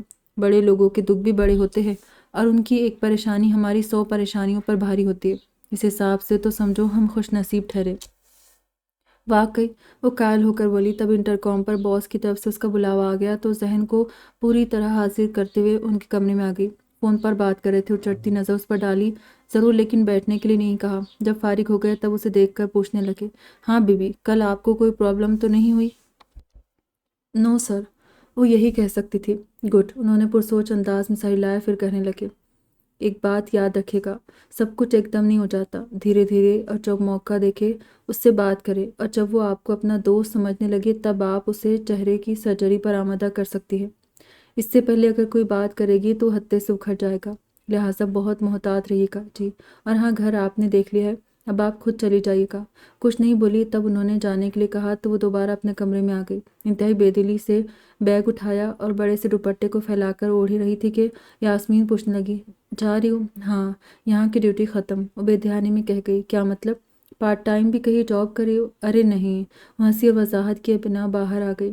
پھر سنی کو کوئی گھنٹہ بھر اس نے پڑھایا، کچھ دیر بیگم صاحبہ کے پاس بھی بیٹھی، لیکن اس تمام وقت میں وہ نظر نہیں آیا، اور نہ صرف اس دن بلکہ اگلا پورا ہفتہ اس پر نظر نہیں پڑی۔ غالباً وہ جان بوجھ کر اس کی آمد پر خود کو اپنے کمرے میں بند کر لیتا تھا، اور اس طرح تو وہ کچھ بھی نہیں کر سکتی تھی۔ اگر اس کا کام صرف سنی کو پڑھانا ہوتا تو حقیقتاً اس کا سامنا نہ ہونے پر شکر کرتی، لیکن وہ تو بھیجی ہی اس کے لیے گئی تھی اور وہی غائب تھا۔ اس روز سنی کو ہوم ورک کرواتے اس نے پوچھ لیا، سنو، تمہارے ماما کہاں ہیں؟ ماما اپنے اسٹڈی روم میں۔ سنی نے لکھنے میں مصروف رہ کر جواب دیا تو کچھ دیر سوچنے کے بعد بولی، تم ہوم ورک کرو، میں بھی آتی ہوں۔ آپ ماما کے پاس جا رہی ہے؟ سنی کے پوچھنے پر ذرا مسکرائی، ہاں، مجھے ان سے ایک کتاب لینی ہے، بس ابھی آتی ہوں۔ اس کا گال تھپک کر اٹھ کھڑی ہوئی، پھر اس کے کمرے کی طرف جاتے ہوئے وہ خاصی پزل سی ہو رہی تھی اور کچھ عجیب سا بھی محسوس کر رہی تھی، لیکن جائے بنا چارہ بھی نہیں تھا۔ بہت ہلکے سے دروازے پر دستک دی اور کمین کی آواز پر اندر داخل ہوئی تو وہ اسی کی طرف دیکھ رہا تھا۔ غالباً اس کی آمد غیر متوقع تھی۔ جب ہی پہلے حیران ہوا، پھر ناگواری سے چہرہ دوسری طرف موڑ لیا تو بہت سنبھل کر بولی، شاید آپ کو میرا آنا ناگوار گزرا ہے۔ فرمائیے، کیا کام ہے؟ اس کی طرف دیکھے بغیر بولا، کام تو کوئی نہیں، البتہ ایک بات پوچھنی تھی۔ اس نے بے اختیار اس کی طرف چہرہ موڑ کر سوالیہ نظروں سے دیکھا، تو صرف اس پر سے نظر ہٹانے کی خاطر ناخنوں سے کھیلتے بولی، اول روز آپ نے کہا تھا کہ آپ ہر جگہ نظر آئیں گے، لیکن اس کے بعد سے نظر ہی نہیں آئے۔ میرا مطلب ہے اگر آپ نے میری وجہ سے خود کو پابند کر لیا ہے تو۔ قصدن خاموش ہو گئی، ذرا سی پل کے اٹھا کر دیکھا تو صاف کوئی سے بولا، آپ ٹھیک سمجھی ہے، آپ ہی کی وجہ سے میں خود کو مقید کر لیتا ہوں، تو اس کا مطلب ہے میں یہاں نہ آیا کروں۔ میں آپ کو منع نہیں کر رہا تو اور کیسے منع کیا جاتا ہے؟ آپ زبان سے نہ کہیں، لیکن آپ کا رویہ تو یہی ظاہر کر رہا ہے۔ خلاف مزاج وہ بڑی جرأت کا مظاہرہ کر رہی تھی۔ آپ سنی کی ٹیچر ہیں، صرف اسے سے مطلب رکھے، دوسروں کے رویوں سے آپ کو کیا غرض؟ وہ قدرے اکھڑے لہجے میں بولا تو کچھ دیر سوچنے کے بعد کہنے لگی، ٹھیک ہے، مجھے صرف سنی سے مطلب رکھنا چاہیے، لیکن کیا آپ کو سنی سے کوئی دلچسپی نہیں؟ کیوں نہیں؟ پھر تو آپ کو آ کر دیکھنا چاہیے کہ میں اسے کیا پڑھا رہی ہوں۔ بیگم صاحبہ تو غالباً اس وقت سو رہی ہوتی ہے، اور آپ کو بھی کوئی پرواہ نہیں۔ اس طرح تو شاید میں خود اپنے کام سے انصاف نہیں کر سکوں گی، ظاہر ہے جب کوئی پوچھنے والا ہی نہیں ہوگا۔ لیکن میں اس کی بات پر الجھ گیا، انداز ایسا تھا جیسے سمجھ میں نہ آ رہا ہو کہ کیا کہے۔ تب ادھر ادھر دیکھتے ہوئے بولی، ٹھیک ہے، آپ اس کمرے سے نکلنا نہیں چاہتے تو کل سے میں سنی کو یہیں بیٹھ کر پڑھایا کروں گی۔ وہ اپنی بات ختم کرتے کمرے سے نکل آئی۔ اب کل جو ہوگا دیکھا جائے گا۔ سنی کے پاس بیٹھتے اس نے سوچا، پھر توجہ سے اسے پڑھانے لگی۔ بچہ خاصا ذہین تھا، منٹوں میں سبق یاد کر لیتا تھا۔ پھر اسے سوال کرنے لگتا، اس وقت پوچھنے لگا، ٹیچر آپ کا گھر کہاں ہے؟ میرا گھر؟ اور گھر کے ساتھ اسے یاد آیا کہ آج اماں نے جلدی آنے کو کہا تھا، کیونکہ صبح نبیلہ کی طبیعت کچھ خراب تھی اور اماں کا خیال تھا اسے ہاسپٹل لے جانا پڑے گا۔ بس وہ فوراً کھڑی ہو گئی، سنی سے ہاتھ ملا کر خدا حافظ کہا اور باہر نکل آئی۔ تمام راستہ اپنی یادداشت کو کوستی رہی کہ دن میں ایک بار بھی اسے خیال نہیں آیا اور اب پتہ نہیں اماں نبیلہ کہاں ہوگی۔ پھر گھر کا کھلا دروازہ دیکھ کر اسے قدرے اطمینان ہوا۔ اندر آئی تو اماں کچن سے نکل رہی تھی، اسے دیکھتے ہی خوش ہو کر بولی، بھتیجا مبارک ہو۔ بھتیجا؟ ایک دم ہلکی پھلکی ہو گئی، پھر فوراً پوچھا، بھابھی کہاں ہے؟ اندر؟ اللہ کا شکر ہے وقت پر دائی مل گئی، کوئی پریشانی نہیں ہوئی۔ اماں اسے تفصیل سے بتانے لگی، لیکن اس کا دھیان نومولود کی طرف تھا۔ اچھا اچھا کرتی اندر بھاگ گئی اور بیگ ایک طرف پھینک کر پہلے بچے کو بازو میں اٹھایا، پھر نبیلہ کو دیکھ کر شرارت سے ہنسی اور اس کے جھیپنے پر اسی انداز بولی، سچ کہوں بھابھی، بچہ نہ آپ پر ہے نہ بھیا پر۔ پھر کس پر ہے؟ یہ اپنے دادا پر ہے، بالکل ابا کی شکل کا لگ رہا ہے۔ وہ بچے کو دیکھتے بولی، پھر اس کے نرم نرم گالوں پر ہونٹ رکھ دیے۔ اے پہلے منہ تو دھو لو۔ اماں نے اسے ٹوکا تو مصنوعی حیرت کا مظاہرہ کرتے بولی، کیا مطلب ہے آپ کا؟ کیا بغیر وضو کے اس سے پیار نہیں کیا جا سکتا؟ لو، میں نے وضو کرنے کو کب کہا؟ تو اب کہہ دیجئے۔ باتیں بنانے کی بجائے جا کر کچن دیکھو، صبح سے کمر اکڑ گئی ہے۔ اماں کمر پکڑ کر بیٹھ گئی تو اس نے بچے کو ان کی گود میں ڈال دیا، پھر خصوصاً نبیلہ کے کھانے کا پوچھ کر کچن میں آ گئی۔ کچھ دیر بعد بچے کے رونے کی آواز آئی تو اسے لگا کتنے دنوں سے اس گھر میں چھایا جمود ٹوٹنے لگا ہے، فضا بھی رنگ بدل رہی تھی۔ تب اسے بھیا کا خیال آیا اور یہ کہ اگر وہ یہاں ہوتے تو اس خوشی کا رنگ بھی کچھ اور ہوتا، اور نبیلہ بھی یقیناً ان کی کمی شدت سے محسوس کر رہی ہوگی۔ پتہ نہیں کیا کیا ارمان ہوں گے اس کے دل میں، سوچتے اندر آئی اور دراز میں سے اپنی جمع پونجی نکال کر اماں کے آگے رکھتے بولی، اماں کچھ مٹھائی وغیرہ منگوائیے نا۔ اور اماں ماتھے پر ہاتھ مارتے بولی، لو میری بھی مت ماری گئی ہے، کتنی بار پڑوس کے بچوں کو بازار بھیج کر مٹھائی منگوانا بھول گئی، اب منگوا لیجئے، بلکہ آپ خود لے آئے۔ وہ اماں کو بھیج کر نبیلہ کے پاس آ بیٹھی اور اس سے ادھر ادھر کی باتیں کرنے لگی۔ اگلے دن اس کا آفس جانے کو بالکل دل نہیں چاہ رہا تھا۔ اماں نے بھی کہا کہ چھٹی کر لو، لیکن نئی نئی جاب تھی، ابھی پورا ایک مہینہ بھی نہیں ہوا تھا، اس لیے دل نہ چاہتے بھی جانا پڑا۔ آفس آئی تو معلوم ہوا یاسمین چھٹی پر چلی گئی ہے۔ خاصی بددل ہوئی کیونکہ وہ تو ابھی سیکھنے کے مراحل میں تھی، اور جب یاسمین ہی نہیں تھی تو اس کا کیا کام۔ کچھ دیر یوں ہی فارغ بیٹھی رہی، پھر سر سے چھٹی لینے کی غرض سے ان کے کمرے میں چلے آئی۔ ان کے کچھ پوچھنے سے پہلے ہی کہنے لگی، سر یاسمین تو نہیں آئی؟ کیا میں بھی چلی جاؤں؟ جانا چاہے تو چلی جائے، لیکن میرے گھر سے ہو کر جائیے گا۔ انہوں نے سہولت سے اسے اس کی اصل کام یاد دلایا اور وہ بہت جھنجلاتی ہوئی باہر نکلی۔ بھلا یہ کون سا وقت ہو جانے کا؟ اس وقت تو سنی بھی اسکول میں ہوگا اور کیا بہانہ کرے گی؟ تمام وقت یہی سوچتی رہی۔ گیٹ سے داخل ہوئی تو وہ لان میں کھڑا نظر آیا، ایک ہاتھ میں رول کیا ہوا اخبار تھا اور جانے کس خیال کی گرفت میں تھا کہ پیشانی پر لکیریں گہری ہو گئی۔ وہ اسے متوجہ کرنے کے لیے ذرا سا کھانسی تو وہ چونک کر اسے دیکھنے لگا اور بوکھلاہٹ میں وہ یہی کہہ سکی، وہ سنی تو اس وقت اسکول ہوتا ہے۔ خلاف عادت اس نے نرمی سے جواب دیا، لیکن وہ اپنی بوکھلاہٹ پر قابو نہیں پا سکی۔ جی مجھے معلوم ہے۔ پھر اس نے پوچھا، پھر فوراً احساس ہونے پر کہنے لگا، آپ پلیز اندر چلیں۔ نہیں بس یہی ٹھیک ہے۔ کیا ٹھیک ہے؟ میرا مطلب ہے میں ذرا جلدی میں ہوں، بس یہ بتانے آئی تھی کہ میں آج سنی کو پڑھانے نہیں آ سکوں گی۔ اپنی بات ختم کر کے اس کی طرف دیکھا تو قدر تعجب کے اظہار کے ساتھ بولا، کمال ہے، صرف یہی بتانے کے لیے آپ نے زحمت کی؟ میں جاؤں؟ اسے جانے کی جلدی تھی۔ As you like. وہ ذرا سا کندھے اچکا کر لا تعلق سا ہو گیا تو جلدی سے پلٹ کر باہر نکل آئی۔ اچانک ہی اس شخص کا دکھ محسوس ہونے لگا اور بلا ارادہ اس کے بارے میں سوچنے لگی کہ پتہ نہیں پہلے کیسے ہوگا۔ باس نے بتایا تھا کہ وہ اپنے حلقے میں بہت مقبول تھا اور اب ایک دم سے تنہا ہو کر پتہ نہیں وہ کیسے زندہ تھا۔ سچ مچ اس سے ہمدردی محسوس کرنے لگی۔ پھر سارا دن وقفے وقفے سے اس کا دھیان آپ ہی آپ اس کی طرف چلا جاتا، کبھی اس کے کل کو سوچتی جب زندگی اپنی تمام تر خوبصورتیوں سمیت اس پر مہربان تھی۔ گو کہ وہ اس وقت اس سے نہیں ملی تھی، پھر بھی سوچ سکتی تھی کہ جو وہ چاہتا ہوگا پا لیتا ہوگا، سب کچھ اسے حاصل ہوگا۔ اور آج وہ کتنا تہی دست تھا۔ سب کچھ ہوتے ہوئے بھی غالباً لوگوں کے رویوں نے اسے اس درجے مایوس کیا تھا کہ وہ خود پر زندگی کے دروازے بند کر رہا تھا۔ ابھی تک تو یہ جاب اس کی مجبوری تھی، لیکن اس روز وہ ایک نئے عزم کے ساتھ اس گھر میں داخل ہو رہی تھی۔ سنی اپنا بیگ لے کر آیا تو وہ بڑے آرام سے اس کا ہاتھ پکڑ کر اس کے اسٹڈی روم میں لے آئی، اور وہ جس نے اس کی بات کو اہمیت نہیں دی تھی وہ واقعی حیران ہو گیا، اور اس سے پہلے کہ کچھ کہتا وہ بول پڑی، ہم آپ کو ڈسٹرب نہیں کریں گے۔ سر جھٹک کر دوبارہ کتاب میں مصروف ہو گیا۔ تب وہ ٹیبل کے دوسرے سرے پر جا بیٹھی اور سنی کو دائیں طرف بٹھا کر فوراً اس کی ڈائری دیکھنے لگی۔ ٹیچر، آپ کل کیوں نہیں آئی تھی؟ سنی بیگ میں سے کاپی نکالتے ہوئے بولا۔ کل مجھے کچھ کام تھا، اس نے جواب دینے کے ساتھ ڈائری اس کے سامنے رکھ دی اور ایک ایک سبجیکٹ کا ہوم ورک سمجھانے لگی۔ پھر جب سنی لکھنے میں مصروف ہو گیا تو اس کی نظریں شیشے کی الماریوں میں بھٹکنے لگی۔ موٹی موٹی جلدوں میں پتہ نہیں کون سا اسرار بند تھا۔ اس کا دل چاہا قریب جا کر دیکھے، لیکن پتہ نہیں وہ اجازت دے گا یا نہیں۔ اس خیال کے ساتھ ہی بے اختیار اسے دیکھا۔ وہ حدرج لا تعلق نظر آیا، جیسے اس کے علاوہ کمرے میں کوئی موجود ہی نہ ہو، اور بہت کوشش کے بعد بھی اسے متوجہ کرنے کی ہمت نہیں کر سکی تو سارا دھیان سنی پر مرکوز کر دیا۔ وہ ہوم ورک کر چکا تھا۔ دھیمی آواز میں اسے نظم یاد کروانے لگی۔ پرسکون خاموشی میں اس کی دھیمی دھیمی آواز نے خوبصورت ارتعاش پیدا کر دیا تھا، اور بنا حرکت کیے وہ کتاب پر سے نظریں ہٹا کر اسے دیکھنے لگا۔ ہلکے ہلکے سر ہلاتے وہ اس کا پڑھنے کا انداز بے حد دل نشین تھا۔ سنی کو دہرانے کا اشارہ کرتی، پھر اس کے ایک ایک لفظ پر اس کا سر اسی انداز سے ہلتا۔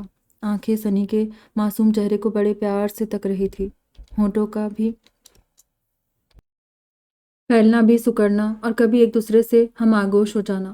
وہ کوشش کے باوجود اس پر سے نظریں نہیں ہٹا سکا۔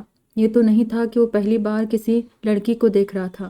سال بھر پہلے کتنی لڑکیاں اس کی دوست تھی، اور ان میں نعیمہ اور اینی کے ساتھ اس کی اچھی خاصی انڈرسٹینڈنگ تھی، لیکن انہیں دیکھ کر بھی وہ کبھی اس طرح بے اختیار نہ ہوا تھا، اور شاید اس نے اپنے چہرے پر اس کی نظریں محسوس کر لی تھی۔ کچھ عجیب سا لگا اور سنی کے ہاتھ سے کتاب لے کر اس طرح سامنے کی کہ درمیان میں پردہ سا حائل ہو گیا۔ ذرا سا چونک کر خود کو سخت سرزنش کرنے لگا، تبھی اس کی آواز آئی، شاباش!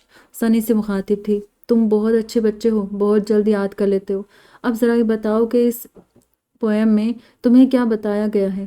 تھینک یو گاڈ، بچے نے اپنی عمر اور سمجھ کے حساب سے کہا، تو وہ اس کے حوصلہ افزائی کرتے بولی، ہاں، ہمیں اللہ کا شکر ادا کرنا چاہیے، اس نے ہمیں اتنی بہت ساری چیزیں دی ہیں، اتنے بہت پیارے رنگوں سے سجی دنیا، اتنی پیاری زندگی۔ نہیں لیکن ٹیچر، ماما تو کہہ رہے تھے یہ دنیا اچھی نہیں ہے۔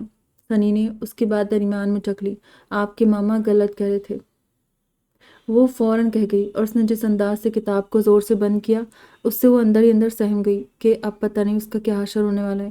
کچھ دیر تک انتظار کرتی رہی، جب ادھر سے کوئی رد عمل ظاہر نہیں ہوا تب ہمت کر کے بولی، ذرا اپنے ماما سے پوچھو سال بھر پہلے انہیں دنیا کیسی لگتی تھی۔ سنی نے ناسمجھے کے عالم میں اپنے ماموں کو دیکھا، پھر اسے دیکھنے لگا، بولا کچھ نہیں۔ تب وہ جو ایک کتاب سے درمیان میں پردہ تانے بیٹھی تھی اسے ٹیبل پر رکھتے ہوئے بولی، بیٹا، ہم انسان بڑے ناشکرے ہیں، جب تک خوبصورت، جوان اور توانا ہوتے دنیا کے ساتھ بلکہ دنیا کو اپنے ساتھ چلا رہے ہوتے، اس وقت تک دنیا ہمیں بڑی اچھی لگتی ہے۔ اس کی رنگینیوں میں کھو کر ہم تھینک یو گاڈ کہنا بھول جاتے ہیں، پھر جب کسی وجہ سے ہم دنیا کا ساتھ نہیں دے پاتے تو اسے برا کہتے۔ چہ یہ تو اچھی بات نہیں ہے نا۔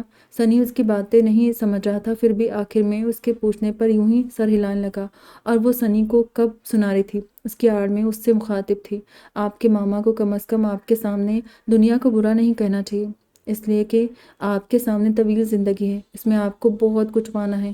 اگر آپ ابھی سے آپ کا معصوم دل دنیا سے اچاٹ ہو جائے گا تو اپنے ماما کی طرح آپ بھی ایک کمرے میں بند ہو کر بیٹھ جاؤ گے، اور یہ اچھی بات نہیں ہے۔ آپ باہر نکلو، سارے رنگ آپ کے ہیں، لیکن ایک بات یاد رکھنا بیٹا کہ ان رنگوں میں کھو کر کبھی تھینک یو گاڈ کہنا نہیں بھولنا، اوکے؟ وہ سنی کا گال تھپک کر ہلکے سے مسکرائے، جانے اس کی اپنی زندگی پر اس وقت کون سا رنگ تھا کہ مسکراتے ہوئے بھی وہ بے حد اداس اور تنہا سی لگ رہی تھی۔ بندہ خود تاریک راہوں پر کھڑا ہو اور دوسروں کو روشنی کی بشارت دے، کمال تو تھا۔ وہ اچانک اس کے سامنے خود کو بہت چھوٹا محسوس کرنے لگا، کچھ مضطرب سے انداز میں اٹھتے بولا، سنی، آپ کی ٹیچر ٹھیک کہہ رہی ہے، دنیا تو آج بھی اسی طرح خوبصورت ہے، بس ہم۔ اس کے دیکھنے پر وہ ہونٹ بھینچ کر الماری کی طرف بڑھ گیا۔ تب اس نے گھڑی پر نظر ڈالی، 5 بج رہے تھے، بیٹا چلو، اپنی کتابیں سنبھالو، میں جا رہی ہوں۔ کرسی دھکیل کر کھڑی ہو گئی اور سنی سے ہاتھ ملا کر دروازے تک آئی تھی کہ اس نے پکارا، سنیں ٹیچر۔ اس نے رک کر سوالی نظروں سے دیکھا تو فقط اتنا بولا، تھینک یو۔ وہ نہیں سمجھی اور وضاحت سننے کے لیے پوری اس کی طرف گھوم گئی۔ تب اسے اپنی بات کہنی پڑی، آپ نے بروقت احساس دلا دیا، ورنہ میں نہ جانے میں اس معصوم ذہن کو۔ آپ پلیز بیٹھے نا، میں چائے منگواتا ہوں۔ وہ اپنی پہلی کامیابی پر ذرا سی مسکرائی، پھر معذرت کرتے بولی، سوری، چائے کے لیے رکی تو دیر ہو جائے گی، ڈرائیور چھڑائے گا، سوری اگین، میں گاڑی میں جانا افورڈ نہیں کر سکتی۔ آپ سمجھی نہیں، میں ٹیکسی کی بات نہیں کر رہا۔ اس کے الجھنے پر محسوس ہو کر بولی، میں سمجھ گئی ہوں، لیکن اپنی بات آپ کو نہیں سمجھا سکتی، اوکے، خدا حافظ۔ وہ بڑے آرام سے اسے الجھتا چھوڑ کر باہر نکل آئی۔ پھر کتنے بہت سارے دن گزر گئے۔ وہ جو اتنی ڈرپوک اور بزدل ہوا کرتی تھی، وہ اس خوبی سے حالات سے نبرد آزما تھی کہ کسی وقت اسے خود اپنے آپ پر حیرت ہوتی کہ وہ خود اندر سے شکستہ اور مایوس ہونے کے باوجود کسی طرح دوسروں کو حوصلہ دینے کھڑی ہو جاتی ہے۔ بھیا کے لیے وہ خود بہت شرمندہ تھی، گو کہ اب ان کے خط باقاعدگی سے آتے تھے، لیکن وہ آئندہ کا سوچتی تھی، یعنی عزیز رشتہ دار سب اتنا جانتے تھے کہ بھیا باہر گئے ہوئے، یہ کسی کے علم نہیں تھا کہ وہاں وہ اسیری کے دن کاٹ رہے، اور ان کی واپسی پر ظاہر ہے لوگ اسی حساب سے ان کی پذیرائی کرے گئے جیسے باہر آنے سے والوں کی جاتی ہے۔ پھر ان سے چھوٹے موٹے تحائف کا مطالبہ بھی کیا جائے گا۔ اب وہ جو خود تہی دست ہو، وہ کسی کو کیا دیں گے بھلا؟ پتہ نہیں اماں کی نگاہیں ان حالات تک رسائی حاصل کر سکی تھی یا نہیں۔ وہ ضرور سوچتی اور کرتی تھی، اس کے باوجود جب بھی نبیلہ کو آزردہ یا مایوس دیکھتی اسے سمجھانے بیٹھ جاتی۔ اس طرح اس کی اپنی زندگی میں دور دور تک کوئی دیا نہیں جلتا تھا۔ کچھ لوگ جو اس کے انتظار میں تھے کہ اس کا بھائی باہر سے اس کے لیے بہت سا سامان لے کر آئے گا، یقیناً بھیا کے خالی ہاتھوں کو دیکھتے وہ منہ موڑ لیں گے، اس لیے کسی خوش فہمی کا دامن تھام کر کچھ دیر کو ہی صحیح اپنی اندھیری راہوں میں کوئی دیا نہیں جلایا تھا۔ اس کے باوجود آگاہ جہانگیر کے راستے میں چراغ رکھ رہی تھی، اور یہ بھی جانتی تھی کہ ان چراغوں کی روشنی میں جب وہ اپنا راستہ پا لے گا تو پھر اسے اپنی اس دنیا میں آنا ہوگا، اور یہاں کچھ زیادہ حقیقت پسندی سے سوچتے ہوئے وہ کچھ غلطی کر رہی تھی۔ اسے خبر ہی نہیں تھی کہ وہ چراغوں کی لو اس کی آنکھوں میں دیکھتا ہے۔ اگر دنیا پھر سے حسین نظر آنے لگی ہے تو سارا حسن صرف اس کے وجود کا مرہون منت ہے۔ اگر زندگی سے پیار ہونے لگا ہے تو صرف اس کے لیے، لیکن وہ اپنے جذبوں پر بند باندھنے پر مجبور ہے، بلکہ بے حد خوفزدہ کہ ایسا نہ ہو کبھی انجانے میں ہی اظہار لبوں تک آ جائے، اور جواب میں اگر لحاظ مروت کا دامن تھام کر وہ کچھ بھی نہ کہہ سکی تب بھی اس کی ایک نظر اسے مار ڈالنے کے لیے کافی ہوگی۔ سارا دن اسے سوچتے اس کا انتظار میں گزرتا، اور جب وہ آتی تو خود پر 1000 پہرے بٹھا دیتا، کبھی بے اختیار بولنے میں پہل کرتا تو کبھی رک رک کر جاتا، اور وہ کیونکہ بہت کم اسے براہ راست دیکھتی تھی اس لیے سمجھ نہیں پاتی تھی، قصداً سر جھکا کر کبھی ادھر ادھر دیکھتے ہوئے اور اکثر سامنے رکھے گلدستے پر نظر جمائے روانی سے بول جاتی تھی۔ بہرحال اس عرصے میں اس کے ساتھ ہلکے پھلکے موضوعات پر بڑے آرام سے بات کرنے لگا تھا، اور ظاہر ہے سنی کو پڑھانے کا تو بہانہ تھا، ورنہ اس کا اصل کام اسے مایوسی سے نکال کر یہ یقین دلانا تھا کہ وہ قابل نفرت نہیں ہے۔ اس لیے اب وہ بڑے آرام سے سنی کو 15 منٹ میں ہوم ورک کروا کر فارغ کر دیتی، پھر اس کے ساتھ کوئی موضوع چھیڑ دیتی، اور ہر معاملے میں خود اس کی اپنی معلومات صفر ہوتی، کیونکہ اس نے بہت محدود زندگی گزاری تھی، جبکہ اس کی نہ صرف معلومات بلکہ مشاہدہ بھی بے حد وسیع تھا۔ پھر بھی وہ ظاہر نہیں کر رہا تھا، بلکہ کم بولتا اور اسے زیادہ موقع دیتا۔ پتہ نہیں، شاید وہ بولتی بھی اچھی لگتی تھی۔ اس وقت بات کرتے کرتے اچانک اس سے پوچھنے لگی، آپ اتنے الگ تھلگ کیوں ہو گئے ہیں؟ اس نے کوئی جواب نہیں دیا تو خود ہی کہنے لگی، غالباً لوگوں کے رویوں سے دل برداشتہ ہو کر آپ نے کنارہ کشی اختیار کر لی، لیکن یہ کوئی اچھی بات تو نہیں ہے۔ یہ آپ اس لیے کہہ رہی ہے کہ یہ سب آپ کے ساتھ نہیں ہوا۔ آپ تصور بھی نہیں کر سکتی کہ مجھے کیسی کیسی نظروں کا سامنا کرنا پڑا۔ پھر لوگوں کے ریمارکس، اس کے اندر ڈھیر ساری تلخی بھری تھی جو اس کے لہجے میں در آئی تھی، اور وہ بہت خاموشی سے اسے سننے لگی۔ شروع میں یوں الگ تھلگ نہیں ہو گیا تھا کیونکہ مجھے تنہا رہنے کی عادت ہی نہیں تھی۔ खुद से दोस्तों के पास चला जाता, लेकिन मुझे देखकर सब मुंह मोड़ लेते। और पहले मैंने इस बात को इतना महसूस नहीं किया, क्योंकि मैं खुद भी आईने में अपने आप को नहीं देख सकता था। और डॉक्टरों का कहना था कि जब तक मेरे चेहरे के जख्म अच्छी तरह नहीं भर जाते, सर्जरी मुमकिन नहीं है। बस फिर जख्म भरने तक ऐसे ऐसे वाकयात हो गए कि मैं अलग थलग हो गया। अब आप कहेगी ये तो अच्छी बात नहीं है। जी, सचमुच सटपटा गई, और उससे कदरे तौक़ुफ़ से वो गहरी सांस लेकर बोला, अब क्या अच्छा है क्या बुरा, ये तो मैं नहीं जानता, बस मैंने अपनी अलग दुनिया बसा ली है। तन्हाइयाँ भी अच्छी लगने लगी है।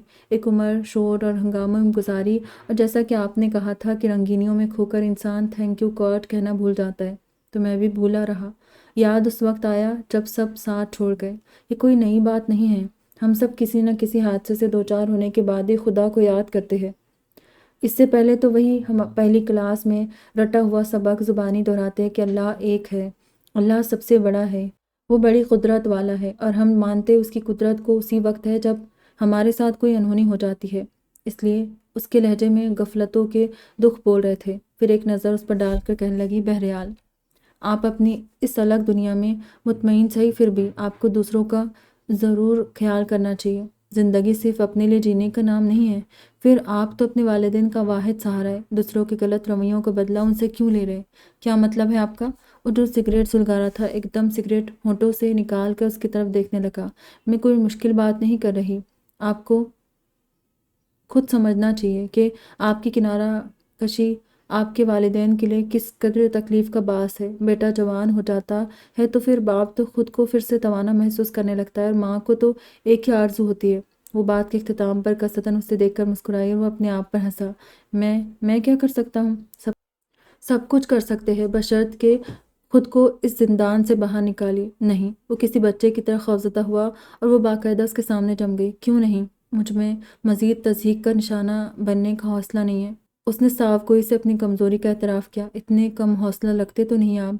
जाने किस बिना पर कह गई, फिर फ़ौरन संभल कर बोली, बहरहाल इस तरह नहीं तो पहले सर्जरी करवा ले। नहीं।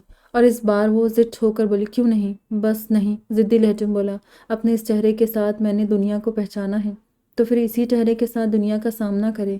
वैसे मैं आपको यकीन दिलाती हूँ कि सब लोग आपके दोस्तों जैसे नहीं होते, सिर्फ ज़ाहिरी खूबसूरती पर मरने वाले।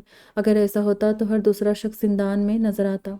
उसने एक लहज़ा रुक कर उसकी आंखों में देखा, फिर सामने गुलदस्ते पर नज़र जमाते हुए बोली, आप परवाह क्यों करते हैं? जो आपको देखकर मुंह मोड़े आप भी मुंह मोड़ लें। आप सिर्फ अपने वालिदैन की परवाह करते हुए उनकी आरज़ुओं की तकमील करें। बहुत खामोशी से उसे देखता रहा, और अब जैसे उसके पास कहने को कुछ नहीं था। जब भी कागज़ फूलों को छेड़ने में लग गए, कुछ देर बाद वो कहने लगा, मैं अपने डैडी का बाजू बन सकता हूँ, लेकिन मम्मी की ख्वाहिश पूरी नहीं हो सकती, क्योंकि मेरे ख्याल में कोई ज़ीहोश लड़की मुझसे शादी नहीं कर सकती। ये महज़ आपका ख़्याल है।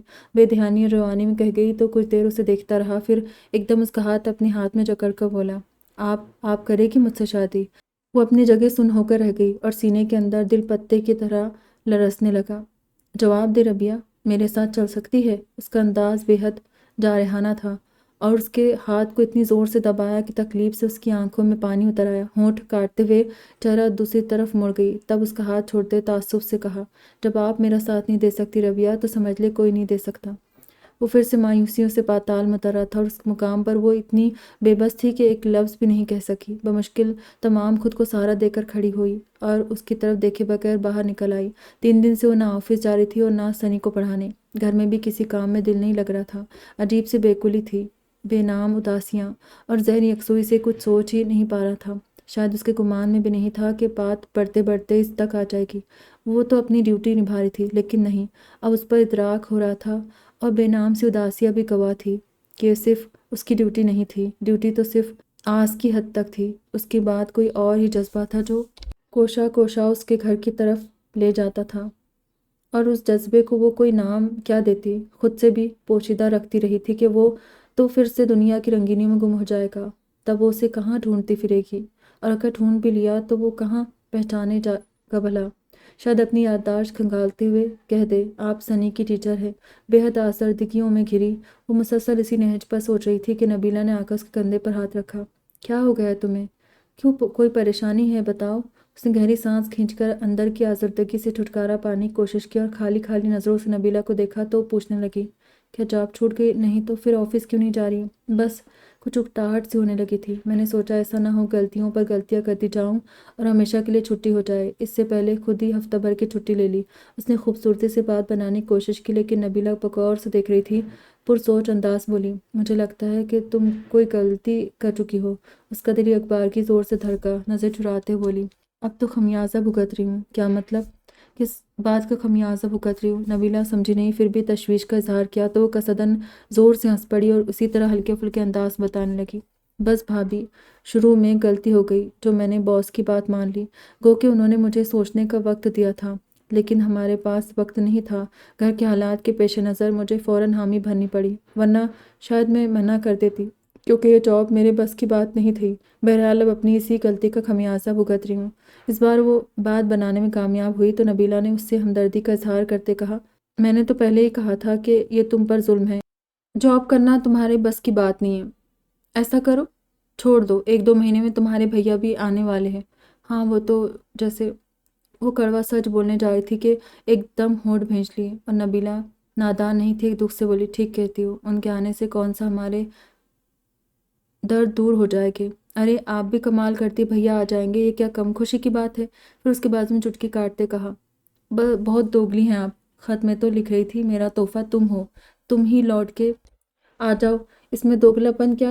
بتاؤ کیا؟ اس نے گدگدانے کے لیے ہاتھ بڑھایا لیکن نبیلہ اٹھ کر بھاگ گئی۔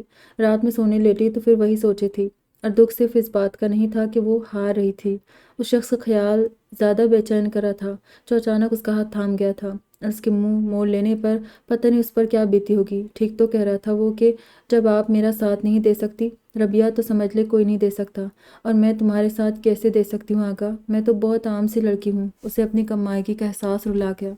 کتنی دیر تک بے آواز آنسوں سے تکیہ بھگوتی رہی، پھر سوچا وہ اسے ساری صورتحال سچ بتا دے گی کہ وہ محض تنخواہ دار ملازم ہے، جو ڈیوٹی اسے سونپی گئی وہ وہی نبھا رہی تھی، اور یہ بھی سچ ہے کہ وہ دوسرے لوگوں کی طرح اسے دیکھ کر منہ نہیں موڑ سکتی، اور یہ ساری باتیں اس کے سامنے کہنے کے لیے بہت ہمت چاہیے تھی جو اس میں نہیں تھی۔ تب اس نے ٹیلی فون کا سہارا لیا۔ اگلی صبح اماں سے آفس فون کرنے کا کہہ کر قریبی پی سی او سے اسے رنگ کر ڈالا۔ آغا جہانگیر اسپیکنگ۔ خاصا عجلت بھرا انداز تھا اور وہ اس کی آواز سن کر ہی سب بھول گئی، بمشکل کہہ پائی، جی میں ربیہ۔ دوسری طرف خاموشی چھا گئی۔ کچھ دیر وہ انتظار کرتی رہی کہ کچھ کہے، تب بات بڑھی، لیکن وہ کچھ نہیں بولا، اور اس کی اور کچھ سمجھ میں نہ آیا تو کہنے لگی، ایسا ہے کہ میں 2-3 روز سنی کو پڑھانے نہیں آ سکوں گی۔ پچھلے 3 روز سے بھی آپ نہیں آ رہی، اور مزید کوئی چھٹی نہیں ہوگی۔ آپ کو آج آنا ہے۔ قدرے سخت انداز میں حکم صادر کر کے فون بند کر گیا، اور وہ پریشان ہو گئی۔ پھر خود کو کوستی رہی کہ ناحق فون کیا، آرام سے 3 دن بعد جاتی، اور اس وقت وہ جو کہتا سن لیتی۔ اب اگر نہیں جائے گی تو گڑبڑ ہو جائے گی۔ دوپہر تک وہ نہ صرف اس کے لہجے کو سوچتی رہی جس میں تحکم اور کرختگی تھی، بلکہ یہ بھی کہ پتہ نہیں اب اس کے ساتھ کس طرح پیش آئے، اور اس معاملے میں وہ خاصی بزدل تھی۔ جیسا کہ باس نے بتایا تھا کہ خلاف مزاج بات ہو جانے سے وہ چیخنے چلانے لگتا ہے، اور اسے لگ رہا تھا جیسے اب وہ مرحلہ آ گیا ہے۔ تمام راستہ وہ خود کو اس نئی صورتحال کے لیے تیار کرتی رہی۔ پھر بھی جب اس کے گھر میں داخل ہوئی، اندر سے بہت سہمی ہوئی تھی۔ سنی اپنا بیگ لے کر اس کے اسٹڈی روم میں جانے لگا تو اس نے بہت خاموشی سے اس کا ہاتھ پکڑ لیا، پھر دھیمی آواز میں بولی، آؤ ادھر سیٹنگ روم میں چلتے۔ سنی نے اس سلسلے میں کوئی سوال نہیں کیا، چپ چاپ اس کے ساتھ آ گیا۔ پھر جب بیٹھا تو پوچھنے لگا، ٹیچر آپ کیوں نہیں آ رہی تھی؟ میری طبیعت ٹھیک نہیں تھی، سرسری سے انداز میں کہہ کر اس کی ڈائری دیکھنے لگی۔ لیکن ماما تو کہہ رہے تھے کہ آپ ڈر گئی ہے، سنی نے سادگی سے کہا تو وہ چونک کر بولی، کس سے؟ پتہ نہیں۔ سنی نے لا علمی کا اظہار کیا تو کچھ دیر تک اسے دیکھتے رہی، پھر ڈائری اس کے سامنے رکھ کر بولی، چلو آپ اپنا ہوم ورک کرو۔ سنی لکھنے میں مصروف ہو گیا، اور وہ دل ہی دل میں دعائیں مانگنے لگی کہ اسے سامنا نہ ہو، کیونکہ وہ ہرگز بھی خود میں اتنی ہمت نہیں پا رہی تھی۔ عجیب مشکل تھی، یوں لگ رہا تھا جیسے ابھی وہ ہر شے کو ٹھوکر مارتا ہوا اس کے سامنے آ کھڑا ہو جائے گا، پھر کہے گا، جواب دو، کیا تم میرے ساتھ چل سکتی ہو؟ اور اس کے پاس کوئی جواب نہیں تھا۔ ہاں یا نہیں کہنا آسان تھا، بات ہی ختم ہو جاتی، جبکہ تیسرے راستے پر کھڑی تھی، جہاں کبھی مصلحتیں دامن تھامتی، کبھی مجبوریاں، اور کبھی کوئی خواہش چپکے سے سرگوشی کر جاتی۔ بہرحال مسلسل دھڑکے سے پریشان ہو کر اس نے کچھ ڈرتے ڈرتے سنی سے پوچھا، سنو بیٹا، آپ کے ماما کہاں ہیں؟ آفس۔ سنی نے ہنوز مصروف رہ کر مختصر جواب دیا، اور اسے سچ مچ اپنی سماعتوں پر شبہ ہوا۔ کیا کہا آپ نے؟ کہاں ہیں آپ کے ماما؟ ماما آفس گئے ہیں۔ اس کے بے تابانہ پوچھنے پر سنی نے معصومیت سے اسے دیکھا، پھر اسی انداز میں بولا، تھینک گاڈ، ماما آفس جانے لگے ہیں۔ ٹیچر آپ بھی کہیں نا۔ ہاں تھینک یو گاڈ، وہ چونک کر بولی اور صوفے کی بیگ پر سر رکھا تو اچانک آنکھوں میں نمی اتر آئی۔ کوئی نیا انوکھا احساس تھا، شاید پا لینے سے بھی بڑھ کر، جس کی گرفت میں آ کر وہ کچھ دیر کو سب کچھ بھول گئی۔ گلاس وال سے پرے پھولوں پر خوبصورت رنگوں کی تتلی منڈلا رہی تھی، اس کی آنکھوں میں ٹھہری نمی نے اس منظر کو قدرے دھندلا دیا تھا، پھر بھی اسی پار نظر جمائے بیٹھی تھی۔ تبھی ڈرائی وے پر گاڑی آ رکی، پھول تتلی پس منظر میں چلے گئے اور وہ منظر پر آ گیا۔ آف وائٹ سفاری سوٹ میں اس کا دراز قد اور نمایاں ہو گیا تھا، قدم مضبوطی سے جماتا اس طرف آ رہا تھا اور جیسے اپنی جگہ پتھر کی ہو گئی۔ حواس تک ساتھ نہیں دے رہے تھے، بس سینے کے اندر ایک دل تھا جو اس کے ہر قدم کے ساتھ دھڑک رہا تھا۔ پھر عین اس کے سامنے آ کر رک گیا اور سنی کو مخاطب کر کے بولا، سنی آپ جاؤ، باقی ہوم ورک شام میں کر لینا۔ لیکن ماما ٹیچر تو چلی جائے گی، میں کرا دوں گا، 3 دن سے بھی تو میں ہی کروا رہا تھا، جاؤ شاباش۔ سنی اپنی کتابیں بیگ میں رکھ کر کھڑا ہوا تو اس کے ساکت وجود میں ذرا سی حرکت ہوئی۔ بے حد سہمی ہوئی نظروں سے سنی کو جاتے ہوئے دیکھنے لگی۔ دروازے سے نکل گیا تب بھی وہ اسی طرح بیٹھی رہی۔ ربیہ بالآخر اسے متوجہ کرنا پڑا اور متوجہ ہوتے ہی وہ اپنی جگہ سے کھڑی ہو گئی، ٹیبل پر سے اپنا بیگ اٹھایا، پھر جیسے ہی جانے کے لیے قدم بڑھائے وہ بول پڑا، میں نے آپ کو جانے کے لیے تو نہیں کہا، یہ تو طے نہیں ہے کہ آپ کہیں گے تب میں ہی جاؤں گی۔ وہ اس کی طرف دیکھے بغیر بولی، لیکن وقت تو طے ہے، آپ 5 بجے سے پہلے نہیں جا سکتی اور ابھی صرف 4 بجے۔ اف، وہ پتہ نہیں کیا چاہتا تھا، خاصی جزبز ہو کر بولی، جب سنی کو پڑھنا نہیں تو میں کیا کروں؟ اس سے پہلے کیا کرتی تھی؟ سارا وقت آپ کا سنی کو پڑھانے میں نہیں گزرتا تھا؟ ہلکے سے طنز کے ساتھ اس نے جتایا تو روحان سی ہو کر بولی، پلیز مجھے جانے دے، مجھ سے خائف ہے۔ اطمینان رکھے میں آپ کا محاسبہ نہیں کروں گا، گو کہ یہ میرا حق ہے، پھر بھی میں آپ سے یہ بھی نہیں پوچھوں گا کہ ایک ٹوٹے ہوئے شخص کو مزید توڑ کر کیا ملا آپ کو۔ اس کے لہجے کی شکستگی چھپانا چھپی اور اسے زیادہ دکھ اس بات کا تھا۔ بہت بے قرار ہو کر اس کی طرف دیکھا تو ذرا سے کندھے اچکا کر بولا، جا سکتی آپ۔ وہ بہت بوجھل قدموں سے باہر نکل آئی، پھر ابھی اس کی چھٹی باقی تھی، لیکن جس کی وجہ سے گھر بیٹھ رہی تھی اس سے تو سامنا ہو گیا تھا، پھر مزید چھٹی کا کیا فائدہ تھا؟ الٹا فراغت پریشان ہی کر رہی تھی، اس لیے اگلے دن آفس چلی آئی۔ اسے دیکھ کر یاسمین کو تعجب ہوا، ہائے تمہیں تو ہفتے کو آنا تھا، تمہارے خیال سے چلی آئی کہ تم بور ہو رہی ہوگی۔ اس نے مسکرا کر محبت جتائی، لیکن وہ ہاتھ جوڑ کر بولی، میرا خیال مت کرو بی بی، مجھے تنہائی بہت عزیز ہے۔ بہت ناشکری ہو تم، ایمان سے اگر میرے گھر میں اتنے افراد ہوتے تو میں… شکر کرو نہیں ہے۔ یاسمین نے فوراً ٹوک دیا، پھر ایک فائل اس کے سامنے رکھتے ہوئے بولی، لو اب آ ہی گئی ہو تو اسے دیکھ لو، اور ذرا دھیان سے دیکھنا، غلطی ہو گئی تو وہ گوریلا ہرگز نہیں چھوڑے گا۔ کون گوریلا؟ صفحے پلٹتے اس نے سرسری انداز میں پوچھا۔ ارے ہاں، تم نے تو نہیں دیکھا؟ خیر آج دیکھ لینا، اپنے باس کے صاحبزادے مسٹر آغا جہانگیر، یاسمین نے بتایا تو صفحہ پلٹتے اس کا ہاتھ وہیں رک گیا، اور ابھی نئی صورتحال کو سوچنے جا رہی تھی کہ یاسمین اس کی طرف جھک کر بولی، کیا بتاؤ تمہیں، کیا شخص ہے، دیکھ کر جھرجھری آتی ہے، سچ مجھ سے تو نہیں دیکھا جاتا، فوراً منہ موڑ لیتی ہوں، اسے جیسے کسی نے سرد خانے میں دھکیل دیا۔ بہت چاہنے اور کوشش کے باوجود یاسمین کو ٹوک نہیں سکی، جو باقاعدہ اس کا نقشہ کھینچنے لگی، پھر بھی غالباً باس کو آتے دیکھ کر اپنے کام میں مصروف ہو گئی، اور اس سے اب کام نہیں ہو سکتا تھا، ہاتھوں میں سکت ہی نہیں رہی تھی۔ جو صفحہ سامنے کھلا تھا، نظریں اسی پر ادھر سے ادھر بھٹکتی رہی۔ کتنی دیر گزر گئی، چپراسی چائے لے آیا، وہ بھی پڑی پڑی ٹھنڈی ہو گئی، اسے پتہ بھی نہیں چلا، اور اسی بات نے یاسمین کو چونکایا، کیونکہ چائے کے معاملے میں وہ ذرا تکلف نہیں کرتی تھی، جیسے ہی آتی فوراً کپ اٹھا کر ہونٹوں سے لگا لیتی۔ خیریت ہے، تمہاری چائے کیسے رکھی رہ گئی؟ یاسمین نے کہتے ہوئے اسے دیکھا، پھر اس کے گمسم انداز پر اس کا ہاتھ ہلا کر پوچھا، کیا ہوا ہے، تم ٹھیک تو ہو؟ اس نے ایسے انداز میں ذرا سا اس بات میں سہلا، نہیں مجھے تمہاری طبیعت ٹھیک نہیں لگ رہی، میں ٹھیک ہوں۔ اس نے گہری سانس کھینچی، پھر قصداً مسکرا کر بولی، مجھے تمہاری باتوں نے چکرا دیا تھا۔ پھر تو تم فوراً گھر چلی جاؤ، کیونکہ اسے دیکھ کر تو تمہارا ہارٹ فیل ہو جائے گا، بکو مت۔ اس نے ناگواری سے ٹوکا، پھر کمپیوٹر میں ڈسک لگا رہی تھی کہ انٹرکام پر باس کا بلاوا آ گیا۔ وہ ڈسک یاسمین کو تھما کر باس کے کمرے میں آ کے انہوں نے بھی وہی کہا، ابھی آپ کی 2 دن کی چھٹی باقی تھی۔ یس سر، لیکن اب مجھے چھٹی کی ضرورت نہیں ہے۔ اچھی بات ہے، بیٹھیے۔ بیٹھ گئی تو کہنے لگی، مجھے آپ کا شکریہ ادا کرنا ہے کہ آپ نے آغا کو گھر سے باہر نکلنے پر آمادہ کر لیا۔ آفس آنے لگا ہے اور گو کہ ابھی لوگوں کے ساتھ اس کا رویہ کچھ اکھڑا اکھڑا سا ہے، لیکن میں سمجھتا ہوں آہستہ آہستہ نارمل ہو جائے گا۔ جی، ان کے خاموش ہونے پر اسے یوں ہی کرنا پڑا، اور ہاں میں آپ کے آفس کے ہوم ورک سے بھی بہت خوش ہوں، بہت جلد سیکھ لیا آپ نے اب آپ۔ دروازہ کھلنے سے ان کی بات ادھوری رہ گئی، اور وہ ادھر دیکھتے ہوئے مسکرا کر بولے، آؤ آغا، ابھی میں تمہارا ہی ذکر کر رہا تھا۔ اف، اس کا دل اتنی زور زور سے دھڑکنے لگا، سچ مچ اسے لگا جیسے ابھی اس کا ساتھ چھوڑ جائے گا۔ کس سلسلے میں؟ وہ کہتا ہوا اس جگہ جا بیٹھا جہاں اول روز جب وہ انٹرویو کے لیے آئی تھی۔ تو باس نے اسے بٹھایا تھا اور بیٹھتے ہی نظر اس پر پڑی تو اپنی جگہ ٹھٹک گیا۔ پھر اسی انداز میں رک کر بولا، آپ سنی کی ٹیچر؟ سنی کی نہیں، تمہاری۔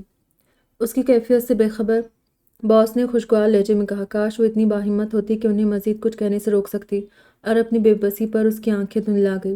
دھند کے اس پار وہ شخص اپنے باپ سے تفصیل سنتے ہوئے سناٹے میں نظر آ رہا تھا، اور وہ واقعی یہ ستم ظریفی تھی کہ جب جذبے اپنا آپ منوا چکے تھے، باس وہی پرانی کہانی لے بیٹھے تھے۔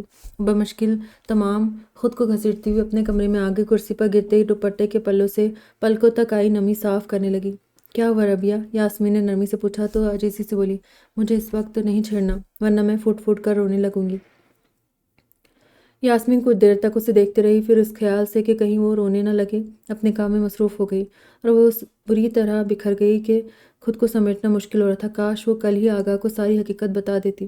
کتنا فرق پڑا تھا اس کے نہ بتانے اور باس کے بتانے سے۔ گویا حقیقت تو وہی تھی جو باس بتا رہے تھے، لیکن اس میں اس کے جذبے شامل نہیں تھے، اور اب دکھ صرف اس بات کا نہیں تھا کہ وہ کبھی اسے یقین نہیں دلا سکے گی، زیادہ دکھ پھر اس کا تھا کہ وہ بے اعتبار ہو گیا تھا۔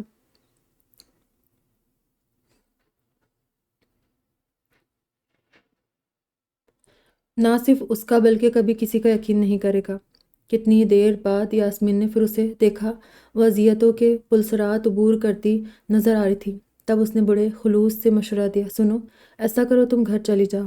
نہیں، بنا چونکے خالی نظروں سے دیکھنے لگی، اور اس سے پہلے کہ یاسمین اپنی بات دہراتی وہ ان کے سر پر آ کھڑا ہوا۔ یاسمین نے فوراً اپنی نظریں اسکرین پر جما دی۔ انداز سے ظاہر تھا کہ اس کی طرف دیکھنا نہیں چاہتی، اور وہ دیکھنا چاہتی تھی لیکن پلکیں اٹھ نہیں رہی تھی، اور وہ پتہ نہیں کیا سوچ کر رہا تھا۔ ایک نظر اس پر ڈال کر یاسمین سے پوچھنے لگا، کیا ہو رہا ہے؟ سر، یہ کچھ لیٹرز بھجوائے تھے۔ وہ اتنی بولڈ ہونے کے باوجود پتہ نہیں کیوں یاسمین بوکھلا گئی۔ اور یہ آپ کے ساتھ کون ہے؟ ربیہ۔ سر، یہ چھٹی پر تھی، آج آئی ہے۔ یاسمین نے پیپر ویٹ کے نیچے رکھے کاغذات میں جانے کیا تلاش کرتے ہوئے جواب دیا تو وہ ایک دم ٹیبل پر اپنے دونوں ہاتھ جما کر قدرے آگے جھکتا ہوا بولا، مس یاسمین، ادھر دیکھیں۔ جی؟ یاسمین نے سٹپٹا کر دیکھا، لیکن پھر فوراً نظروں کا زاویہ بدل دیا تو ذرا سا ہنس کر بولا، ڈرے نہیں، میں آپ کو کوئی نقصان نہیں پہنچا سکتا۔ نقصان تو وہ پہنچاتے ہیں جو بظاہر سادہ اور معصوم نظر آتے۔ کیوں مس ربیہ؟ اچانک اس کی طرف مڑا، اور وہ جو اسے ہی دیکھ رہی تھی اس کی چبھتی ہوئی نظروں سے کٹ کر رہ گئی۔ اوکے، سی یو، ویسے ہی چبھتے ہوئے لہجے میں کہہ کر چلا گیا تو یاسمین جھنجھری لے کر بولی، کہیں تم سچ مچ مر تو نہیں گئی؟ مرنا اپنے اختیار میں کہا۔ اس کا انداز اور لہجہ کھویا کھویا تھا۔ ہائے! یاسمین بے حد حیران تھی، پھر اس کی آنکھوں کے سامنے ہاتھ لہرا کر بولی، کون سی دنیا میں ہوں؟ اسی دنیا کے رنگ دیکھ رہی ہوں۔ اس نے گہری سانس کھینچ کر اپنے اندر کی آزردگی کم کرنے کی کوشش کی، پھر ہلکے ہلکے بڑبڑائی، thank you God for everything. پھر وہ روزانہ تو وہ 3 بجے آفس سے نکل جاتی تھی، اس کے بعد باس کے گھر جانا ہوتا تھا، لیکن اس روز وہ 3 بجے کے بعد بھی بیٹھی رہی، کیونکہ اس کے خیال میں اب اس کا کام ختم ہو گیا تھا۔ دو ایک بار یاسمین نے ٹوکا بھی کہ اس کی چھٹی کا وقت ہو گیا ہے، اور وہ بس ہوں ہاں کر کے رہ گئی۔ آخر یاسمین نے جھنجلا کر پوچھا، کیا باس نے تمہارا ٹائم بڑھا دیا ہے؟ آخر تمہیں میرے بیٹھنے سے کیا تکلیف ہے؟ اور چڑ کر بولی، لو، میں تو ایک بات پوچھ رہی ہوں، میری بلا سے قیامت تک یہیں بیٹھی رہو۔ یاسمین نے برا مان کر اس کی طرف رخ موڑ لیا، تب احساس ہونے پر فوراً اس کا بازو تھام کر بولی، سوری یار، اصل میں بس اس وقت مجھے نہیں چھوڑو ورنہ میں تمہارا حشر کر دوں گی۔ یاسمین نے اس کی بات دوسرے انداز میں لوٹائی تو ہنس پڑی، ٹھیک ہے، نہیں چھیڑوں گی، بس اتنا بتا دو، ناراض تو نہیں ہونا؟ یاسمین نے گھورنے پر اکتفا کیا، تب وہ اپنا بیگ اٹھا کر کھڑی ہو گئی۔ چلتی ہوں، باس سے کہوں گی میرا کہیں اور انتظام کر دے، تمہیں میرا وجود برداشت نہیں ہوتا۔ کہتی ہوئی باہر نکلی تو سوچا باس سے پوچھ لے کہ اب اس کے لیے کیا حکم ہے۔ ان کے کمرے میں آئی تو موجود نہیں تھا، اور ان کے پی اے سے معلوم ہوا کہ وہ سائٹ پر گئے ہیں۔ تب اگلے دن پر ٹالتی ہوئی باہر آ گئی، گو کہ دھوپ میں شدت نہیں تھی لیکن گرمی عروج پر تھی، اور آج تو اسے گھر جانا تھا۔ گھڑی پر نظر ڈالی، 3:30 ہو چکے تھے۔ پہلا خیال یہی آیا کہ جلدی جانے پر اماں ٹوکے گی، لیکن اب وہ کیا کر سکتی تھی؟ کہیں ادھر ادھر بیٹھ کر تو وقت گزارنے سے رہی، لہٰذا اسٹاپ کی طرف چل پڑی، اور ابھی چند قدم ہی بڑھی تھی کہ آغا نے گاڑی اس کے بالکل قریب آنے پر روکی اور باقاعدہ اتر کر بولا، آئیے ٹیچر، آج سے آپ کو لے جانے کی ذمہ داری میری۔ اسے دیکھ کر ہی گھبرا گئی تھی، اس کی بات پر تو پریشان ہو گئی، بمشکل تھوک نگل کو بولی، نہیں، میں چلی جاؤں گی، لیکن مجھے اچھا نہیں لگے گا کہ میں تو گاڑی میں جاؤں اور میری ٹیچر، میں اپنے گھر جا رہی ہوں۔ اسے ٹوک کر بتانا پڑا، کیوں؟ میرا مطلب ہے کہ وقت تو آپ کا میرے لیے مخصوص ہوتا ہے، یا آپ کے خیال میں اب مجھے ٹیچر کی ضرورت نہیں رہی؟ بظاہر کتنے ہلکے پھلکے انداز میں بات کر رہا تھا، لیکن وہ جانتی تھی اپنے اندر کیا آتش فشاں لیے کھڑا ہے، اور وہ ہرگز بھی اس کا مقابلہ نہیں کر سکتی تھی۔ خود کو انتہائی بے بس محسوس کرتے ہوئے دور سے آتی بس کو دیکھنے لگی۔ تب اس کے لیے دروازہ کھولتے ہوئے قدر تحکم سے بولا، بیٹھ جائے، مجھے آپ کی ضرورت ہے، ٹیچر کی، جو مجھے دنیا کا سامنا کرنا سکھا سکے۔ لگتا تھا سارے حساب بے باک کر دے گا۔ تھوڑی کوشش سے وہ خود کو سہارا دینے میں کامیاب ہو گئی تو براہ راست اس کی آنکھوں میں دیکھ کر بولی، سوری، آپ اپنے لیے کسی اور ٹیچر کا انتظام کر لیں۔ کہاں ملیں گی ایسی ٹیچر جو میری آنکھوں میں دیکھ کر بات کرے؟ ذرا سا سر اونچا کر کے ادھر ادھر نظریں بھٹکاتے بولا تو اسے لگا وہ یہی ڈھہ جائے گی۔ پھر قدرے توقف سے اسے دیکھ کر کہنے لگا، بہرحال جب تک دوسری ٹیچر کا انتظام نہیں ہوتا تب تک تو آپ کو میرے ساتھ چلنا ہوگا، ورنہ ممکن ہے میں دوبارہ اپنی تنہا دنیا میں لوٹ جاؤں۔ وہ سمجھ گئی کہ ہرگز اسے نہیں بخشے گا، جب یہ ہتھیار ڈالتے بولی، ٹھیک ہے، آپ چلیں، میں بھی آ رہی ہوں۔ آ رہی ہوں اسے کیا مطلب؟ گاڑی میں بیٹھے، ورنہ وہ غالباً اس کا ہاتھ پکڑنا چاہتا تھا، اور اس کا ارادہ بھانپ کر وہ خود ہی گاڑی سے جلدی سے بیٹھ گئی۔ پھر اپنی طرف کا شیشہ اتارتے ہوئے پہلی بار اس نے غور کیا کہ گزرتے ہوئے لوگوں کی نظریں آگاہ کے بعد فوراً اس پر ٹھہرتی، اور ان نظروں میں ترہم، تعسف، تمسخر اور جانے کیا کچھ ہوتا، وہ کانپ کر رہ گئی۔ پتہ نہیں سب کیا سمجھ رہے تھے، اور اسے کوئی پرواہ نہیں تھی۔ بہت اطمینان سے بیٹھا اور دھیمی رفتار سے ڈرائیو کرنے لگا۔ سخت الجھن میں گرفتار ہو گئی۔ سمجھ میں نہیں آ رہا تھا قریب سے گزرتے ہوئے کتنے آوارہ لڑکوں نے اسے انتہائی واہیات ناموں سے پکارا، لیکن اس پر کوئی اثر نہیں ہوا، نہ ہی گاڑی کی سپیڈ بڑھائی۔ تبھی ہی اندر جز بز ہو کر وہ خود کلامی کے انداز میں بولی، اگر اسی رفتار سے چلتے رہے تو 5 تو راستے میں بچ جائے گے۔ میں بھی یہی چاہتا ہوں، وہ اطمینان سے بولا۔ کیوں؟ کیونکہ آپ مجھے گھر سے نکلنے پر آمادہ کر چکی۔ اب بتائیے ان لوگوں کو میں کیسے فیس کروں جو مجھے چونک کر دیکھتے ہیں، پھر مختلف ناموں سے پکارتے ہوئے گزر جاتے ہیں۔ میرے خدا! اس کا دکھ محسوس کر کے بے اختیار رو پڑی۔ ارے وہ ذرا سا ہنسا، یہ سب آپ کو تو کچھ نہیں کہہ رہے، بس کرے آگا، مجھے یہیں اتار دے، سسک کر بولی تو اس نے گاڑی ایک طرف کر کے روک دی۔ وہ یہی سمجھی اس کے اترنے کے لیے روکی ہے، جب بھی دروازہ کھولنے لگی، لیکن اس نے ایک بار پھر اسی طرح اس کا ہاتھ اپنے ہاتھ میں جکڑ لیا، اور قدرے رک کر ترک لہجے میں بولا، دیکھ لیا آپ نے کیسے کیسے زخم لگاتے ہیں لوگ، لیکن خدا کی قسم ربیہ، کبھی کسی زخم سے اتنی ٹیس نہیں اٹھی جتنی ٹیس آپ کے لگائے ہوئے زخم سے اٹھی ہے۔ وہ ایک دم سناٹے میں آ گئی۔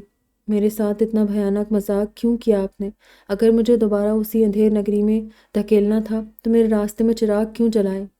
میں ہی حد درج نادان تھا جو ان چراغوں کی لو آپ کی آنکھوں میں دیکھ کر کچھ اور سمجھ بیٹھا۔ نہیں ربیہ، آپ کو کم از کم میرے ساتھ ایسا نہیں کرنا چاہیے تھا۔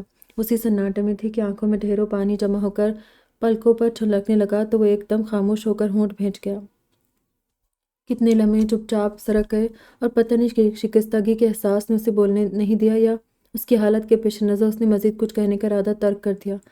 اس پر سے نظر ہٹا کر سیدھا بیٹھا تو گہری سانس کھینچ کر بولا، چلے آپ کو گھر چھوڑ دوں، راستہ بتائے۔ وہ جیسے ہوش میں آ گئی، اشارے سے گاڑی بیک کرنے کو کہا اور ہتھیلیوں سے آنکھیں رگڑ کر سامنے دیکھنے لگی۔ پھر تمام راستہ جہاں مڑنا ہوتا وہ اشارہ کر دیتی، اور گھر کے سامنے بھی رکنے کا اشارہ کیا تو وہ بھی خاموشی سے اس کے اترنے کا انتظار کرنے لگا، لیکن اترنے سے پہلے اسے گویائی مل گئی۔ آئی ایم سوری آقا، میں نے کبھی سوچا بھی نہیں تھا کہ میری ذات کسی کی دل آزاری کا باعث بنے گی۔ آپ کو جو تکلیف ہوئی اس کے لیے میں کبھی خود کو معاف نہیں کروں گی۔ اس کے ساتھ ہی اتر کر اندر چلی گئی۔ اس نے بہت خاموشی سے اسے جاتے ہوئے دیکھا، پھر گاڑی بیک کرتے ہوئے جانے کس خیال کے تحت بولا، تھینک یو ربیہ، اور وہ بہت مزمل، بہت ہاری ہوئی سی اندر آئی تھی۔ اماں ننھے عزیر کو گود میں لیے اسی کی زبان میں بول رہی تھی، جب وہ چپ چاپ دوسرے پلنگ پر بیٹھ کر انہیں دیکھنے لگی، جبکہ دھیان مسلسل اسی کی طرف تھا، جو ایک اس کا غم دل میں بسا کر باقی سارے غموں سے بے پرواہ ہو گیا تھا۔ اور اس اچانک اسے لگا وہ پھر غلطی کر گئی ہے۔ ابھی بھی اس سے کہہ دیتی کہ اس کی آنکھوں میں جلتے چراغوں کی لو دیکھ کر وہ سمجھا وہی سچ ہے۔ ہائے، تم کب آئی؟ نبیلہ نے اندر آتے ہوئے اسے دیکھ کر کہا تو وہ اپنے خیال سے چونک گئی۔ ابھی آئی ہوں، چائے پیو گی؟ اگر بنی ہوئی ہے تو دے دے، بلکہ میں خود لے لیتی ہوں۔ اٹھ کر کچن میں آ گئی، کیتلی میں چائے گرم تھی، وہ کپ میں ڈال کر وہیں بیٹھ گئی، اور پھر اسے سوچنے لگی تو وہ جیسے کھڑا ہوا۔ آپ کرے گی مجھ سے شادی؟ اف! اس نے زور سے آنکھیں بند کر کے دوبارہ کھولی، تب بھی وہ موجود تھا۔ جواب دے ربیہ، میرے ساتھ چل سکتی ہے؟ اور خود کو مجبور اور بے بس محسوس کرتے اس نے منہ موڑا۔ بالکل غیر اختیاری عمل تھا، اور وہی اس کے دل میں تراز ہو گیا۔ جب ہی تو کہہ رہا تھا، جب آپ میرا ساتھ نہیں دے سکتی تو سمجھ لے کوئی نہیں دے سکتا۔ اور وہ ساری مسافتیں اس کے ساتھ طے کر سکتی تھی، لیکن وہی اپنی کم مائگی کا احساس کہ مڈل کلاس کی عام سی لڑکی پھر کچھ مسائل میں گھری ہوئی ہے اور اس کے والدین بھلا کہاں اسے اہمیت دیں گے۔ کاش اسے بتا سکتی کہ اس نے اس کی طرف سے منہ نہیں موڑا، بلکہ اپنی مجبوریاں، اپنی حیثیت اور کچھ مصلحتوں کو سوچتے ہوئے وہ منہ موڑنے پر مجبور ہوئی تھی۔ لیکن شاید اب تو وہ یقین بھی نہ کریں۔ دکھ سے سوچتے اس نے پلکیں اس کی نم ہو گئی۔ پھر اگلے روز باس نے خود ہی اسے گھر جانے سے منع کر دیا۔ ان کا کہنا تھا کہ سنی چھٹیوں کے بعد اپنے والدین کے پاس چلا گیا ہے، جبکہ آگا کو اب اس کی ضرورت نہیں رہی۔ پتہ نہیں وہ خود آگا کی طرف سے مطمئن ہو کر کہہ رہے تھے یا اس نے یہ بات کہلوائی تھی کہ اسے اس کی ضرورت نہیں رہی۔ وہ بہرحال نہ صرف ہرٹ ہوئی تھی بلکہ اسے بے حد دکھ بھی ہو رہا تھا۔ ٹھیک تو ہے، میں محض تنخواہ دار ملازم ہی تو ہوں، جہاں ضرورت ہوگی وہیں بٹھائی جاؤں گی، اور جب کہیں ضرورت نہیں ہوگی تو۔ دکھ کے ساتھ اس کے اندر ڈھیروں تلخی بھر گئی۔ اس کا دل چاہا ایک بار باس سے یہ ضرور پوچھے کہ اس کام کے لیے آخر انہوں نے اسی کا انتخاب کیوں کیا تھا۔ کیا مجبوریاں اس کے چہرے پر لکھی تھی؟ لیکن وہ اتنی بھی مجبور نہیں تھی۔ کسی بھی طرح گھر کی گاڑی کو 2-3 مہینے مزید کھینچا جا سکتا تھا اور اس عرصے میں وہ کہیں اور جاب حاصل کرنے میں کامیاب ہو جاتی، لیکن پہلے ہی مقام پر باس نے اس کا گھیراؤ کر کے اسے کہیں اور جانے سے روک دیا تھا۔ آپ سمپل بی اے ہے، کوئی تجربہ نہیں، نہ کوئی کام آتا ہے وغیرہ وغیرہ، اور وہ یہیں الجھ رہی تھی کہ آخر اس کا گھیراؤ کیوں کیا گیا تھا۔ شاید اس لیے کہ میں شکل ہی سے بزدل اور کم ہمت نظر آتی ہوں۔ اپنا نقصان ہونے پر کوئی سوال اٹھانے کا حوصلہ نہیں ہے مجھ میں۔ کرسی کی بیک سے سر ٹکائے وہ دھیرے دھیرے بول رہی تھی۔ غالباً اسے اتنا بھی ہوش نہیں تھا کہ وہ اس وقت کہاں ہے، اور یاسمین کتنی دیر سے اسے نوٹ کر رہی تھی۔ قصداً نہیں ٹوکا، کیونکہ وہ کبھی کچھ بتاتی نہیں تھی، لیکن اب اس کی خود کلامی سن کر خاموش نہیں رہ سکی۔ اپنے بارے میں تمہاری رائے بالکل ٹھیک ہے، شکل ہی سے بزدل اور کم ہمت نظر آتی ہو، یاسمین نے قدرے جلے بھنے انداز میں کہا تو ذرا سی گردن موڑ کر اسے دیکھنے لگی۔ مجھے تم سے کوئی ہمدردی نہیں ہے، اس لیے کہ تم کسی کو اپنا نہیں سمجھتی۔ کیا مطلب ہے تمہارا؟ سیدھی ہو بیٹھی۔ ٹھیک کہہ رہی ہوں میں، اتنے مہینوں کے ساتھ کے باوجود تم اجنبی بنی ہوئی ہو۔ اگر تمہارے خیال میں تمہارے کسی کام نہیں آ سکتی، تب بھی کہہ لینے سے کم از کم دل کا بوجھ تو ہلکا ہو ہی جاتا ہے۔ یا تو تم میرے سامنے پریشان ہونا چھوڑ دو یا صاف بتاؤ کہ تمہاری پرابلم کیا ہے۔ یاسمین غالباً بھری بیٹھی تھی، باقاعدہ اس کی کلاس لے ڈالی۔ کبھی روتی شکل بنا کر بیٹھ جاتی ہو، کبھی گمسم، اور دھیان تو تمہارا مسلسل کہیں اور رہتا ہے۔ اگر اس طرح کام کرو گی تو بہت جلد تمہاری چھٹی ہو جائے گی، سمجھے تم؟ جی نہیں، باس تو میرے کام کی تعریف کر رہے تھے جناب، اسے اپنی نہیں میری تعریف سمجھو اور دعائیں دو مجھے کہ تمہارا سارا غلط صحیح کر کے بھیجتی ہوں۔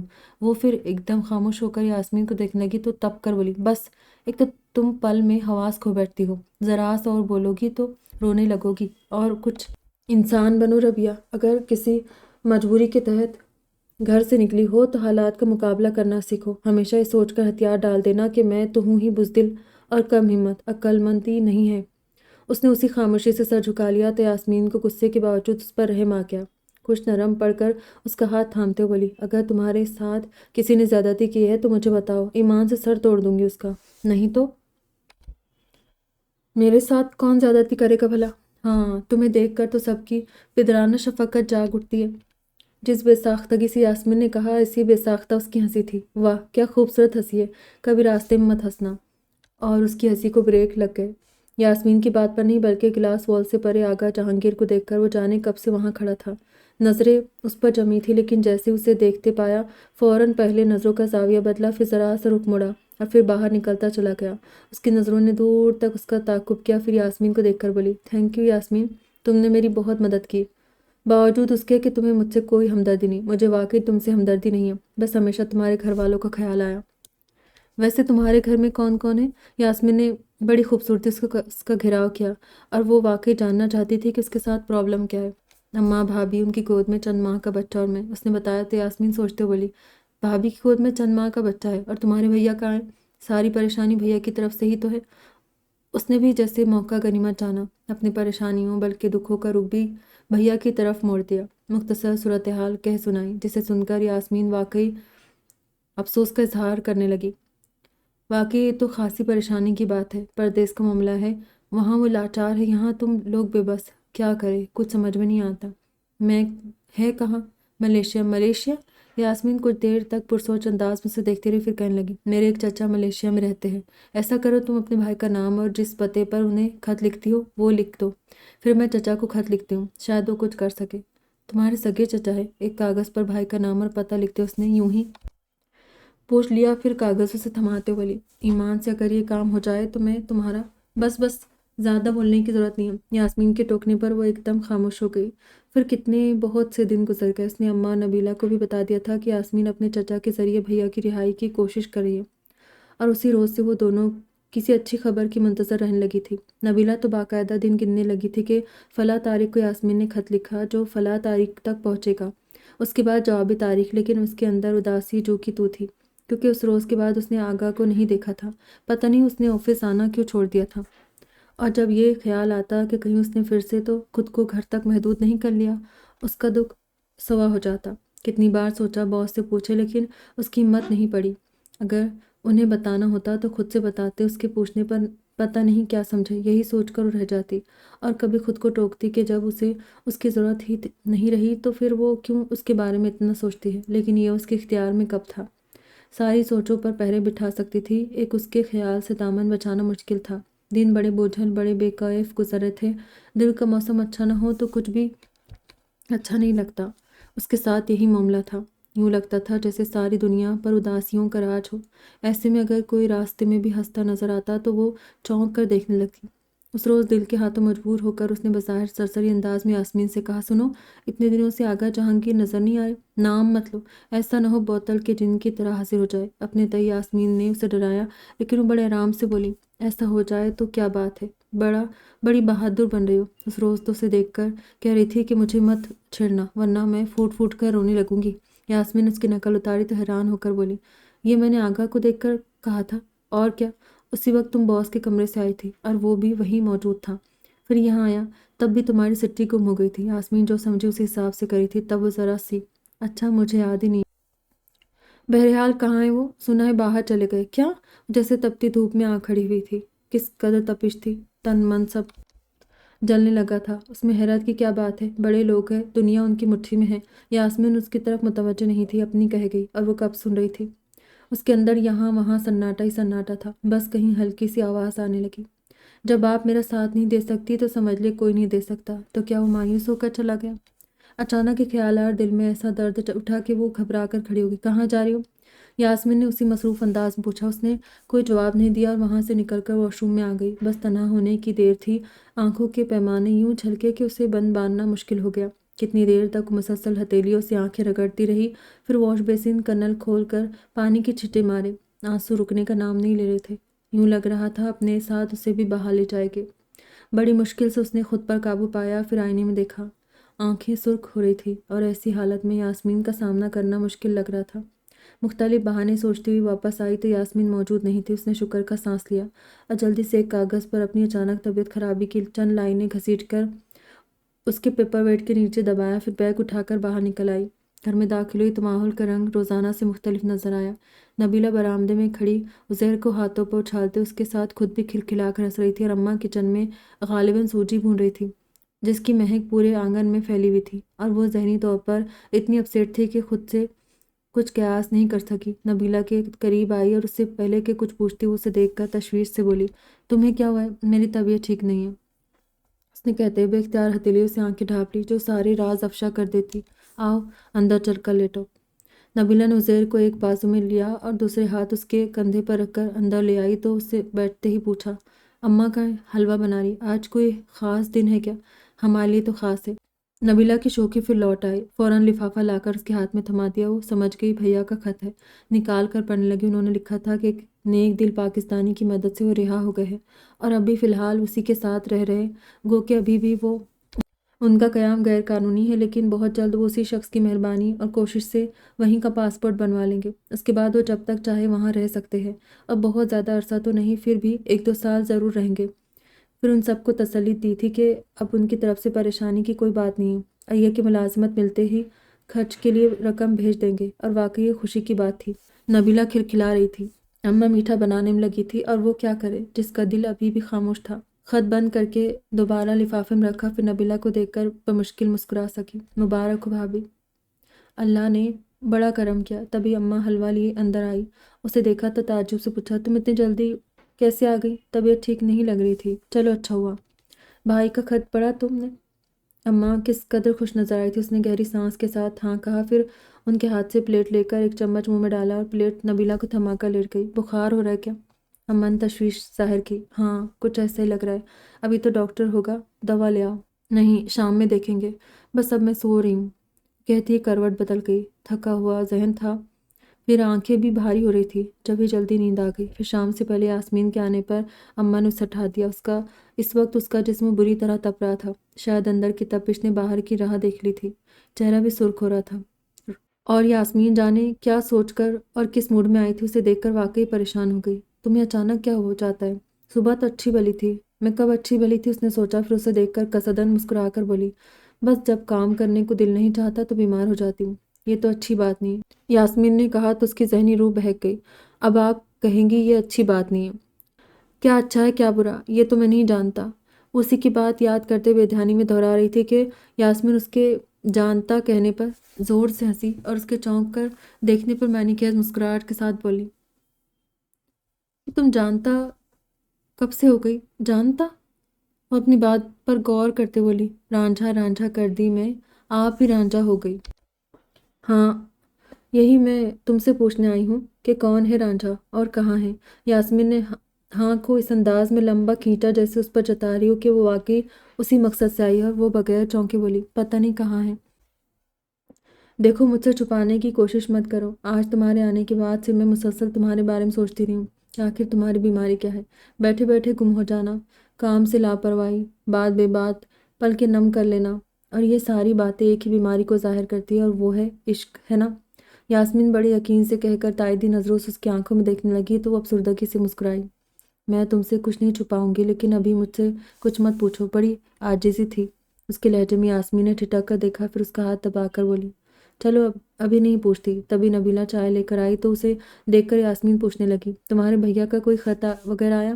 ہاں آج ہی آیا ہے، اس نے کہا، پھر ساری تفصیل بتا کر احسان مندی سے اس کا شکریہ ادا کرنا چاہتی تھی کہ وہ بول پڑی، بس میں نے کچھ نہیں کیا، ایک خط ہی تو لکھا تھا چچا کو، دنیا کے سارے کام ایسے ہی تو ہو رہے ہیں، بس ایک خط لکھا جاتا ہے، کسی کو رہائی ملتی ہے، کسی کو اسیری، کسی کو نوکری، اور یاسمین نے بھرپور کہکا لگایا، پھر اسے چھیڑ کر بولی، عقل مند ہوتی جا رہی ہو، تمہاری صحبت کا اثر ہے۔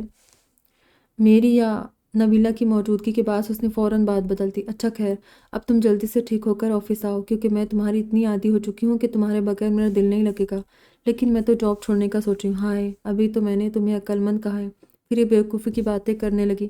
خبردار، گھر بیٹھنے کی ضرورت نہیں ہے۔ یاسمین نے پہلے اسے ڈانٹا، پھر سمجھاتے بولی، کچھ نہ کرنے سے کچھ کرتے رہنا اچھا ہوتا ہے، یہ مت سوچو کہ اب بھیا کی نوکری لگ جائے گی تو تم آرام سے بیٹھ جاؤ گی۔ مجھے دیکھو، میرے ماشاءاللہ 4 بھائی ہیں، سب اچھا کماتے ہیں اور مجھے ماہانہ جیب خرچ بھی دیتے ہیں، پھر بھی میں جاب کر رہی ہوں، آخر گھر بیٹھ کر کیا کروں؟ ٹھیک ہے، پھر میں کوئی اور جاب تلاش کروں گی، اس نے کہا تو یاسمین چونک کر بولی، کیا مطلب ہے؟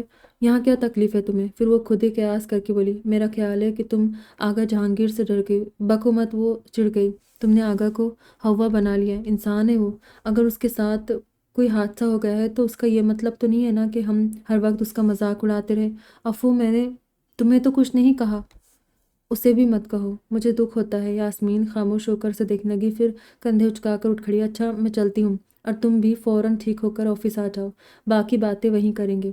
وہ شاید سمجھ گئی تھی، خاصی مشکوک نظروں سے دیکھتے ہوئے چلی گئی، تو بیگ سے کمر ٹکا کر اس نے آنکھیں بند کر لی۔ یوں لگ رہا تھا جیسے آگاہ کا نہیں اس کا مذاق اڑایا گیا ہے۔ تب اسے اپنے آپ پر حیرت ہوئی کہ اتنے سے وقت میں وہ کتنا فاصلہ طے کر آئی تھی کہ پیچھے مڑ کر دیکھنا محال لگ رہا تھا۔ پھر 2 دن بعد اس نے دوبارہ آفس جانا شروع کر دیا تو وہی روٹین شروع ہو گئی، لیکن اب اس کا کسی کام میں دل نہیں لگتا تھا، گو کہ اس نے آگاہ کو 2-3 بار ہی آفس میں دیکھا تھا، پھر بھی اس کی کمی محسوس ہوتی تھی، یوں جیسے وہ اول روز سے اس کے ساتھ رہا ہو اور اب اچانک کہیں چلا گیا، اور ایسا تھا تو لیکن آفس میں تو اس کا ساتھ نہیں تھا۔ یاسمین کو اس سے الف سے یہ تک سب بتا دیا تھا، اور الٹا اس کی گالیاں ہی سننے کو ملی۔ پھر روزانہ وہ اسے سمجھانا اپنا فرض سمجھتی، تم جیسی احمق لڑکی میں نے اپنی زندگی میں پہلے کہیں نہیں دیکھی، آغا سے ہمدردی تو کی جا سکتی، محبت نہیں، چھوڑ دو اس کا خیال، تمہارے لیے کمی نہیں ہے۔ وہ جانتی تھی جو بھی سنے گا یہی کہے گا، اور اسے خود پر اختیار نہیں تھا۔ جب یاسمین کی باتیں سن لیتی، جواب میں ایک لفظ نہیں کہتی تھی۔ یوں ہی دن گزرتے چلے گئے۔ اب تو گھر کی طرف سے بھی کوئی پریشانی نہیں تھی، کیونکہ بھیا جاب سے لگ چکے تھے اور انہوں نے ڈرافٹ بھی بھجوایا تھا، اور اماں نے جو پہلے مجبوری کے تحت اسے جاب کرنے کے لیے کہا تھا اب چھوڑنے کو کہتی، لیکن اب وہ جاب چھوڑنے کو تیار نہیں تھی۔ بقول یاسمین گھر بیٹھ کر کیا کرنا ہے، وہ بھی یہی سوچتی کہ فراغت سے تو وقت نہیں کٹے گا، اس سے مصروفیت اچھی کہ کسی طور وقت گزر رہا تھا۔ انہی دنوں یاسمین کی شادی طے پا گئی۔ خود نہ صرف حیران تھی بلکہ بڑے مزے سے بتا رہی تھی۔ واقعی جس کام کا جو وقت مقرر کیا گیا ہے وہ اسی وقت پر ہو کر رہے گا۔ اب دیکھو، میری شادی کی فکر سب کو تھی، لیکن دور دور تک امکان نہیں تھا۔ یوں آنن فانن رشتہ طے ہوا اور اب میں جا رہی ہوں، اور ہاں، میری شادی میں آنا نہیں بھولنا، ہو سکتا ہے وہیں کہیں تمہارا بھی چانس بن جائے۔ اس نے صرف ہنسنے پر اکتفا کیا۔ پھر یاسمین کے جانے کے بعد کچھ دن وہ اکیلی رہی۔ اس کے بعد ایک اور لڑکی آ گئی، اور اب کیونکہ وہ سینئر تھی اور اکثر واپسی میں بھی دیر ہو جاتی، اور اماں ہاتھ دھو کر اس کے پیچھے پڑ گئی تھی کہ وہ جاب چھوڑ دے، کیونکہ انہی دنوں اس کے لیے ایک اچھا سا پرپوزل آیا تھا، جو بعد میں لڑکے نے یہ کہہ کر منع کر دیا کہ جاب کرنے والی لڑکی سے شادی نہیں کر سکتا۔ اپنی اپنی سوچ ہے، لیکن اماں کو فکر لاحق ہو گئی کہ وہ جب تک جاب کرتی رہے گی اس کی شادی نہیں ہو سکتی، اور وہ اب جلد ہی اس کی شادی کرنا چاہتی تھی۔ ادھر بھیا کے خطوں میں بھی یہی تذکرہ ہونے لگا تھا، جس سے وہ پریشان ہو گئی تھی۔ اس وقت بھی وہ کچھ ایسی ہی پریشان سوچوں میں گھری تھی کہ برابر بیٹھی لڑکی نے اسے مخاطب کر کے کہا، ربیہ آپ کا فون ہے۔ میرا؟ وہ حیران ہوئی اور پریشان بھی، کیونکہ گھر سے کبھی فون نہیں آیا تھا۔ فطری طور پر کچھ اندیشوں میں گھر کر ریسیور تھاما، پھر پہلے دل ہی دل میں الہی خیر کہنے کے بعد ہیلو کہا۔ ہیلو ربیہ، کیسی ہیں آپ؟ لگتا تھا مدتوں سے سماعتیں اسی ایک آواز کو سننا چاہتی ہیں۔ بے حد ڈھیلے ڈھالے انداز میں اس نے سر بیگ سے ٹکا لیا اور رک کر بولی، السلام علیکم آغا، آپ کیسے؟ ارے آپ نے پہچان لیا، ورنہ میں تو سمجھا تھا ہمیشہ سے مختلف۔ اس کا لہجہ خوشگوار تھا، جانے کیوں بات ادھوری چھوڑ دی۔ اس کا دل چاہا پوچھے، کیا سمجھے تھے آپ؟ لیکن خاموش رہی، اور اس نے بھی کچھ دیر غالباً اس کے اسی سوال کا انتظار کیا، پھر کہنے لگا، میں نے آپ کو اس لیے فون کیا کہ کل میری برتھ ڈے ہے اور آپ کو آنا ہے، اور اگر میں نہ آ سکوں، ہر صورت میں آنا ہے، سمجھیے آپ؟ اس نے فوراً ٹوک کر تحکم سے کہا اور فون بند کر دیا۔ تو کتنی دیر تک اس کے لہجے پر غور کرتی رہی۔ سمجھ میں نہیں آیا کہ اسے کس حیثیت سے بلایا ہے۔ اس رات کتنی دیر تک اسے نیند نہیں آئی۔ خود اپنے بے خبری پر حیران تھی کہ نہ اسے آغا کے باہر جانے کا پتہ چلا تھا، اور اب یہ بھی معلوم نہیں تھا کہ وہ کب آیا ہے۔ اگر آج وہ فون نہ کرتا تو ابھی بھی بے خبر ہی رہتی۔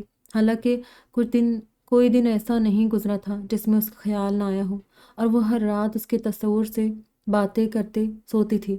پھر اس کے جانے اور آنے سے بے خبر کیوں رہی؟ مجھے کیا فرق پڑتا ہے وہ کہیں بھی رہے، میری گرفت صرف اس کی پرچھائی پر ہے، اس نے خود سے کہا تھا۔ اگلے دن وہ صبح اماں سے کہتی ہوئی گئی تھی کہ آج وہ دیر سے آئے گی، کیونکہ اس کی برتھ ڈے میں جانا طے تھا، اور سارا دن وہ اسے دینے کے لیے گفٹ سوچتی رہی، لیکن کچھ سمجھ میں نہ آیا، کیونکہ اپنی حیثیت کا تعین نہیں کر پائی تھی، اور اس نے بھی واضح نہیں کیا تھا دوست، ملازم یا ٹیچر۔ بہرحال آف ٹائم کے بعد بھی وہ کتنی دیر تک آفس میں بیٹھی رہی۔ جب شام کے سائے اترنے لگے تب اس کے گھر کی طرف جاتے ہوئے اس کے دل نے پہلی بار دھڑکنا سیکھا۔ وہ نہیں جانتی تھی اس کا رویہ کیسا ہوگا، اور اس نہج پر اس نے سوچا بھی نہیں تھا، بس اسے تو یوں لگ رہا تھا جیسے کسی کھوئے ہوئے راستے کا نشان مل گیا ہو۔ لیکن جب اس کے گھر کے باہر گاڑیوں کی لمبی قطار دیکھی تب وہ ٹھٹک کر رہ گئی۔ بنگلے پر نظر ڈالی، برقی کمکموں سے جگمگا رہا تھا۔ بڑے لوگوں اور اتنی بڑے تقریب میں بھلا اس کا کیا کام، یہی سوچتے ہوئے وہ شش و پنج میں پڑ گئی۔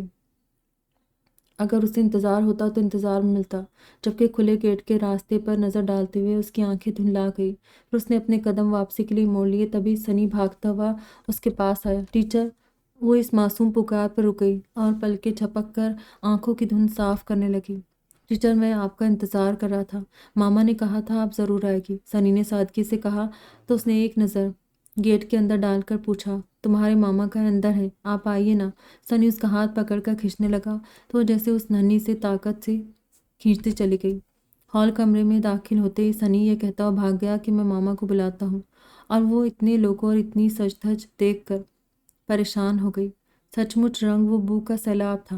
ایکسکیوز می، عقب سے کسی نے غالباً اسے راستے سے ہٹنے کے لیے کہا تو وہ دروازے سے ہٹ کر دیوار کے ساتھ چلتی ہوئی کونے میں آ کھڑی ہوئی اور متلاشی نظروں سے ادھر ادھر دیکھنے لگی۔ اتنے لوگوں کے باوجود بے ہنگم شور نہیں تھا، ہلکی ہلکی ہنسی، ہلکی ہلکی آوازیں، اور وہ جسے ڈھونڈ رہی تھی اس کی آواز کی بازگشت کہیں اندر سے ابھر رہی تھی۔ ایک عمر شور اور ہنگاموں میں گزری، اور جیسا کہ آپ نے کہا تھا کہ رنگینیوں میں کھو کر انسان تھینک یو گاڈ کہنا بھول جاتا ہے، تو میں بھی بھولا رہا۔ یاد اس وقت آیا جب سب ساتھ چھوڑ گئے اور وہ سوچنے لگی کہ یہ سب دوبارہ اس کی محفل میں کیسے شریک ہو گئے۔ وہ تو بہت تنہا ہو گیا تھا۔ ایک جگہ اس کی نظر ٹھہر گئی اور دل میں ہلکا ہلکا درد کروٹیں لینے لگا، شاید اسی لیے وہ اس سے بہت دور ہو گیا تھا۔ سرجری کے بعد اس کے چہرے پر کوئی ہلکا سا نشان بھی نہیں تھا، اور وہ اسے اس کی آنکھوں اور انداز سے پہچان رہی تھی۔ ساتھ ہی بہت آہستہ آہستہ اس کے قدم دروازے کی طرف اٹھنے لگے، اور ادھر ادھر سے آتی آوازیں اس کے درد میں اضافہ کر رہی تھی۔ آغا کو دیکھا، پہلے سے زیادہ ہینڈسم۔ چھٹیوں کے بعد سنی اپنے والدین کے پاس چلا گیا، اور آغا کو اب آپ کی ضرورت نہیں رہی۔ باس نے کہا تھا، اور اس وقت بھی اسے دکھ ہوا تھا، اور اب تو یقین بھی ہو گیا تھا کہ واقعی اسے اس کی ضرورت نہیں رہی۔ اپنے حلقے میں کس قدر خوش اور مگن نظر آ رہا تھا۔ دروازے تک آتے آتے بری طرح بکھر گئی تھی، پھر جلدی سے باہر نکل آئی اور ستون کی آڑ میں رک کر اپنی آنکھیں صاف کرنے لگی، لیکن دھند چھٹنے کا نام نہیں لے رہی تھی۔ تب وہ ایسی ہی دھندلائی آنکھوں سے چل پڑی، گیٹ سے نکل کر گاڑیوں کے درمیان سے راستہ تلاش کرتی روڈ تک آئی تو قدموں کی رفتار تیز کر دی۔ ایک طویل مدت بعد یوں لگا جیسے سب اس کے تعاقب میں چلے آ رہے ہوں۔ سچ مچ بھاگنے لگی، لیکن پیر لڑکھڑا گیا اور سنبھلتے سنبھلتے بھی گر گئی۔ پکی سڑک تھی، ہتھیلیاں چھل گئی اور گھٹنوں میں الگ چوٹ آئی۔ اٹھنے کی کوشش کی لیکن کامیابی نہیں ہوئی۔ انتہائی بے بسی کے عالم میں ادھر ادھر دیکھا، کسی کو مدد کے لیے پکارے، تبھی ایک گاڑی قریب آ رکی۔ بیچ سڑک پر بیٹھی وہ اپنی حالت پر کنڑتی ہوئی جلدی سے دوپٹہ ٹھیک کرنے لگی کہ وہ گاڑی سے اتر کر اس کے قریب پنجوں کے بل بیٹھتے ہوئے بولا، دیکھ لیا مجھ سے بھاگنے کا نتیجہ؟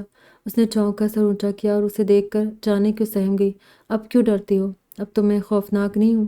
وہ پتہ نہیں کیا کہنا چاہتا تھا۔ وہ ہونٹ بھینچ کر اٹھنے کی کوشش کرنے لگی، تب اس سے پہلے وہ کھڑا ہوا اور اس کی کلائی تھام کر اسے اٹھا دیا، پھر گاڑی کا دروازہ کھول کر بولا، مجھے پتہ ہے تم میرے بغیر چل سکتی ہو، لیکن میں تمہارے بغیر نہیں چل سکتا ہوں۔ وہ اسے بازو سے تھام کر گاڑی میں دھکیلتا ہوا اتنے آرام سے کہہ گیا۔ وہ ششدر اسے دیکھے گئی، جو اس کی طرف کا دروازہ بند کر کے اب سامنے سے چکر کاٹ کر ڈرائیونگ سیٹ کی طرف آ رہا تھا۔ پھر اس کے برابر بیٹھا تو ایک نظر اس پر ڈال کر پوچھنے لگا، اس طرح کیوں چلی آئی مجھ سے ملے بغیر؟ آپ کو کیا فرق پڑتا ہے؟ وہ قدر روٹھے لہجے میں کہہ کر رخ موڑ گئی۔ بے وقوف لڑکی، اگر فرق نہیں پڑتا تھا تو تمہارے پیچھے کیوں بھاگا چلا؟ ادھر دیکھو میری طرف۔ اس طرح بات کر رہا تھا جیسے ہمیشہ سے اس کے ساتھ اتنا ہی فرینک رہا ہو۔ وہ اسی طرح بیٹھی رہی، دل کا عجیب عالم تھا اور سمجھ میں بھی نہیں آ رہا تھا کہ کیا کرے۔ سنو، کیا تم مجھ سے خفا ہو؟ قدر توقف سے اس نے اس انداز میں پوچھا جیسے اگر وہ ہاں کہے گی تو اسے بہت دکھ ہوگا، اور اب وہ اسے دکھ نہیں دے سکتی تھی۔ اس کی طرف دیکھ کر بولی، نہیں، میں کبھی آپ سے خفا نہیں ہو سکتی۔ کچھ دیر تک اس کے چہرے پر نظر جمائے بیٹھا رہا، پھر دھیرے سے اس کا ہاتھ تھام کر پہلے ایک نظر آسمان پر ڈالی، پھر اسے دیکھ کر دل نشین مسکراہٹ کے ساتھ بولا، thank you God and thank you Rabia. اس کے ساتھ ہی اس نے گاڑی اس کے گھر جانے والے راستے پر ڈال دی۔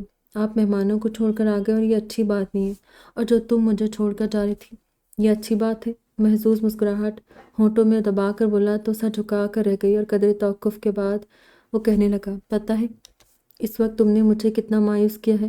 میں اس شدت سے تمہارا منتظر تھا، تمہاری راہوں میں پھول بچھانا چاہتا تھا، اور تم ایسے ہی آفس سے تھکی ہاری اٹھ کر چلی آئی۔ ذرا حلیہ دیکھو اپنا۔ اس حلیے میں تمہیں اپنے مہمان خاص کے طور پر تعارف کرتا تو سوچو لوگ کیسی کیسی شکلیں بناتے اور کیسی کیسی نظروں سے دیکھتے تو آپ کو۔ ایک منٹ، جانے کیا کہنے جائی تھی کہ فوراً ٹوک کر بولا، کوئی بات کہنے سے پہلے اس وقت کو یاد کر لو جب لوگ میرا تمسخر اڑاتے اور مجھے مختلف ناموں سے پکارتے ہوئے گزر رہے تھے۔ اس وقت بتاؤ تم کیوں روئی تھی؟ جی، قدرے الجھ کر دیکھنے لگی تو وہ ایک نظر اس پر ڈال کر بولا، میں بتاتا ہوں، تمہیں میرے دکھ نے رلایا تھا، تم سے میری اذیت برداشت نہیں ہوئی تھی، اور اسی وقت میں نے جان لیا تھا کہ میرے دکھ کو سینے سے لگا کر تم بہت زیادہ عرصہ مجھ سے منہ نہیں موڑ سکتی۔ تمہیں لوٹ کر میرے پاس آنا تھا، اور اس سے پہلے کہ تم آتی میں سرجری کے لیے باہر چلا گیا، صرف تمہاری خاطر کہ اپنے ساتھ ساتھ میں تمہیں اذیت میں نہیں دیکھ سکتا تھا۔ لوگ میرا مذاق اڑاتے اور تم روتی۔ ربیہ، میں ہمیشہ تو تمہاری آنکھوں میں آنسو نہیں دیکھ سکتا تھا۔ قدر توقف کے بعد پھر کہنے لگا، بہرحال جیسے تم نے میرے دکھ کو محسوس کیا تو ابھی لوگوں کے رویے سے تمہیں جو دکھ ہوتا وہ مجھے مار ڈالتا۔ نہیں ربیہ، میں ہرگز کسی کو تمہاری طرف ایسی نظر نہیں ڈالنے دوں گا جس میں تمہارے لیے تحقیر کا ہلکا سا شائبہ بھی ہوں، البتہ رشک اور حسد پر میں پہرے نہیں بٹھا سکتا، سمجھے تم؟ اور وہ سب کچھ سمجھ گئی تھی، یہ بھی کہ اس نے کس حیثیت سے اسے بلایا تھا، اور اس لحاظ سے تو واقعی اس کا حلیہ ٹھیک نہیں تھا۔ اور سنو، وہ اس کے گھر کے سامنے گاڑی روک کر بولا، ابھی تمہیں دوبارہ میرے ساتھ چلنا ہے؟ اس وقت اس نے قدرے گھبرا کر پر پھیلاتی تاریکی کو دیکھا۔ ہاں، کیونکہ میں سب کو بہت تجسس اور انتظار میں چھوڑ آیا ہوں۔ جاؤ جلدی سے چینج کر کے فریش ہو کر آؤ۔ نہیں، اماں اجازت نہیں دے گی، چلو ان سے میں بات کرتا ہوں۔ وہ بڑے آرام سے کہتے اترنے لگا تو کچھ سہم کر بے اختیار اس کا بازو تھام گئے۔ نہیں آگا، میں نے ابھی گھر میں آپ کا تعارف نہیں کیا۔ کوئی بات نہیں، میں اپنا تعارف خود کروا دوں گا۔ اس کی سہمی ہوئی آنکھوں میں دیکھ کر دلکشی سے مسکرایا، پھر اپنا بازو چھڑا کر نیچے اتر گیا اور اس کے اترنے کا انتظار کیے بغیر دروازے کی طرف بڑھا، پھر ہلکی سی دستک کے بعد اندر داخل ہو گیا، بالکل اسی طرح جیسے اس کے دل میں داخل ہوا تھا، اور جس طرح وہ اسے اپنے دل سے نہیں نکال سکی تھی۔ اس کے اعتماد اور یقین پر وہ ذرا سا مسکرائی، پھر اس کے پیچھے آتے ہوئے احساس تشکر میں گھر کر زیر لب بڑبڑائی تھی، تھینک یو گاڈ۔ ختم شد۔ یہاں ہماری پیاری سی خوبصورت سی ناول کا اختتام ہوتا ہے۔ امید کرتی ہوں کہ ناول آپ لوگوں کو پسند آئی ہوگی۔ کیسی لگی؟ اپنی رائے کا اظہار ضرور کیجیے گا۔ دعاؤں میں یاد رکھنا، اپنا ڈھیر سارا خیال کرنا۔ پھر ملیں گے۔ خدا حافظ۔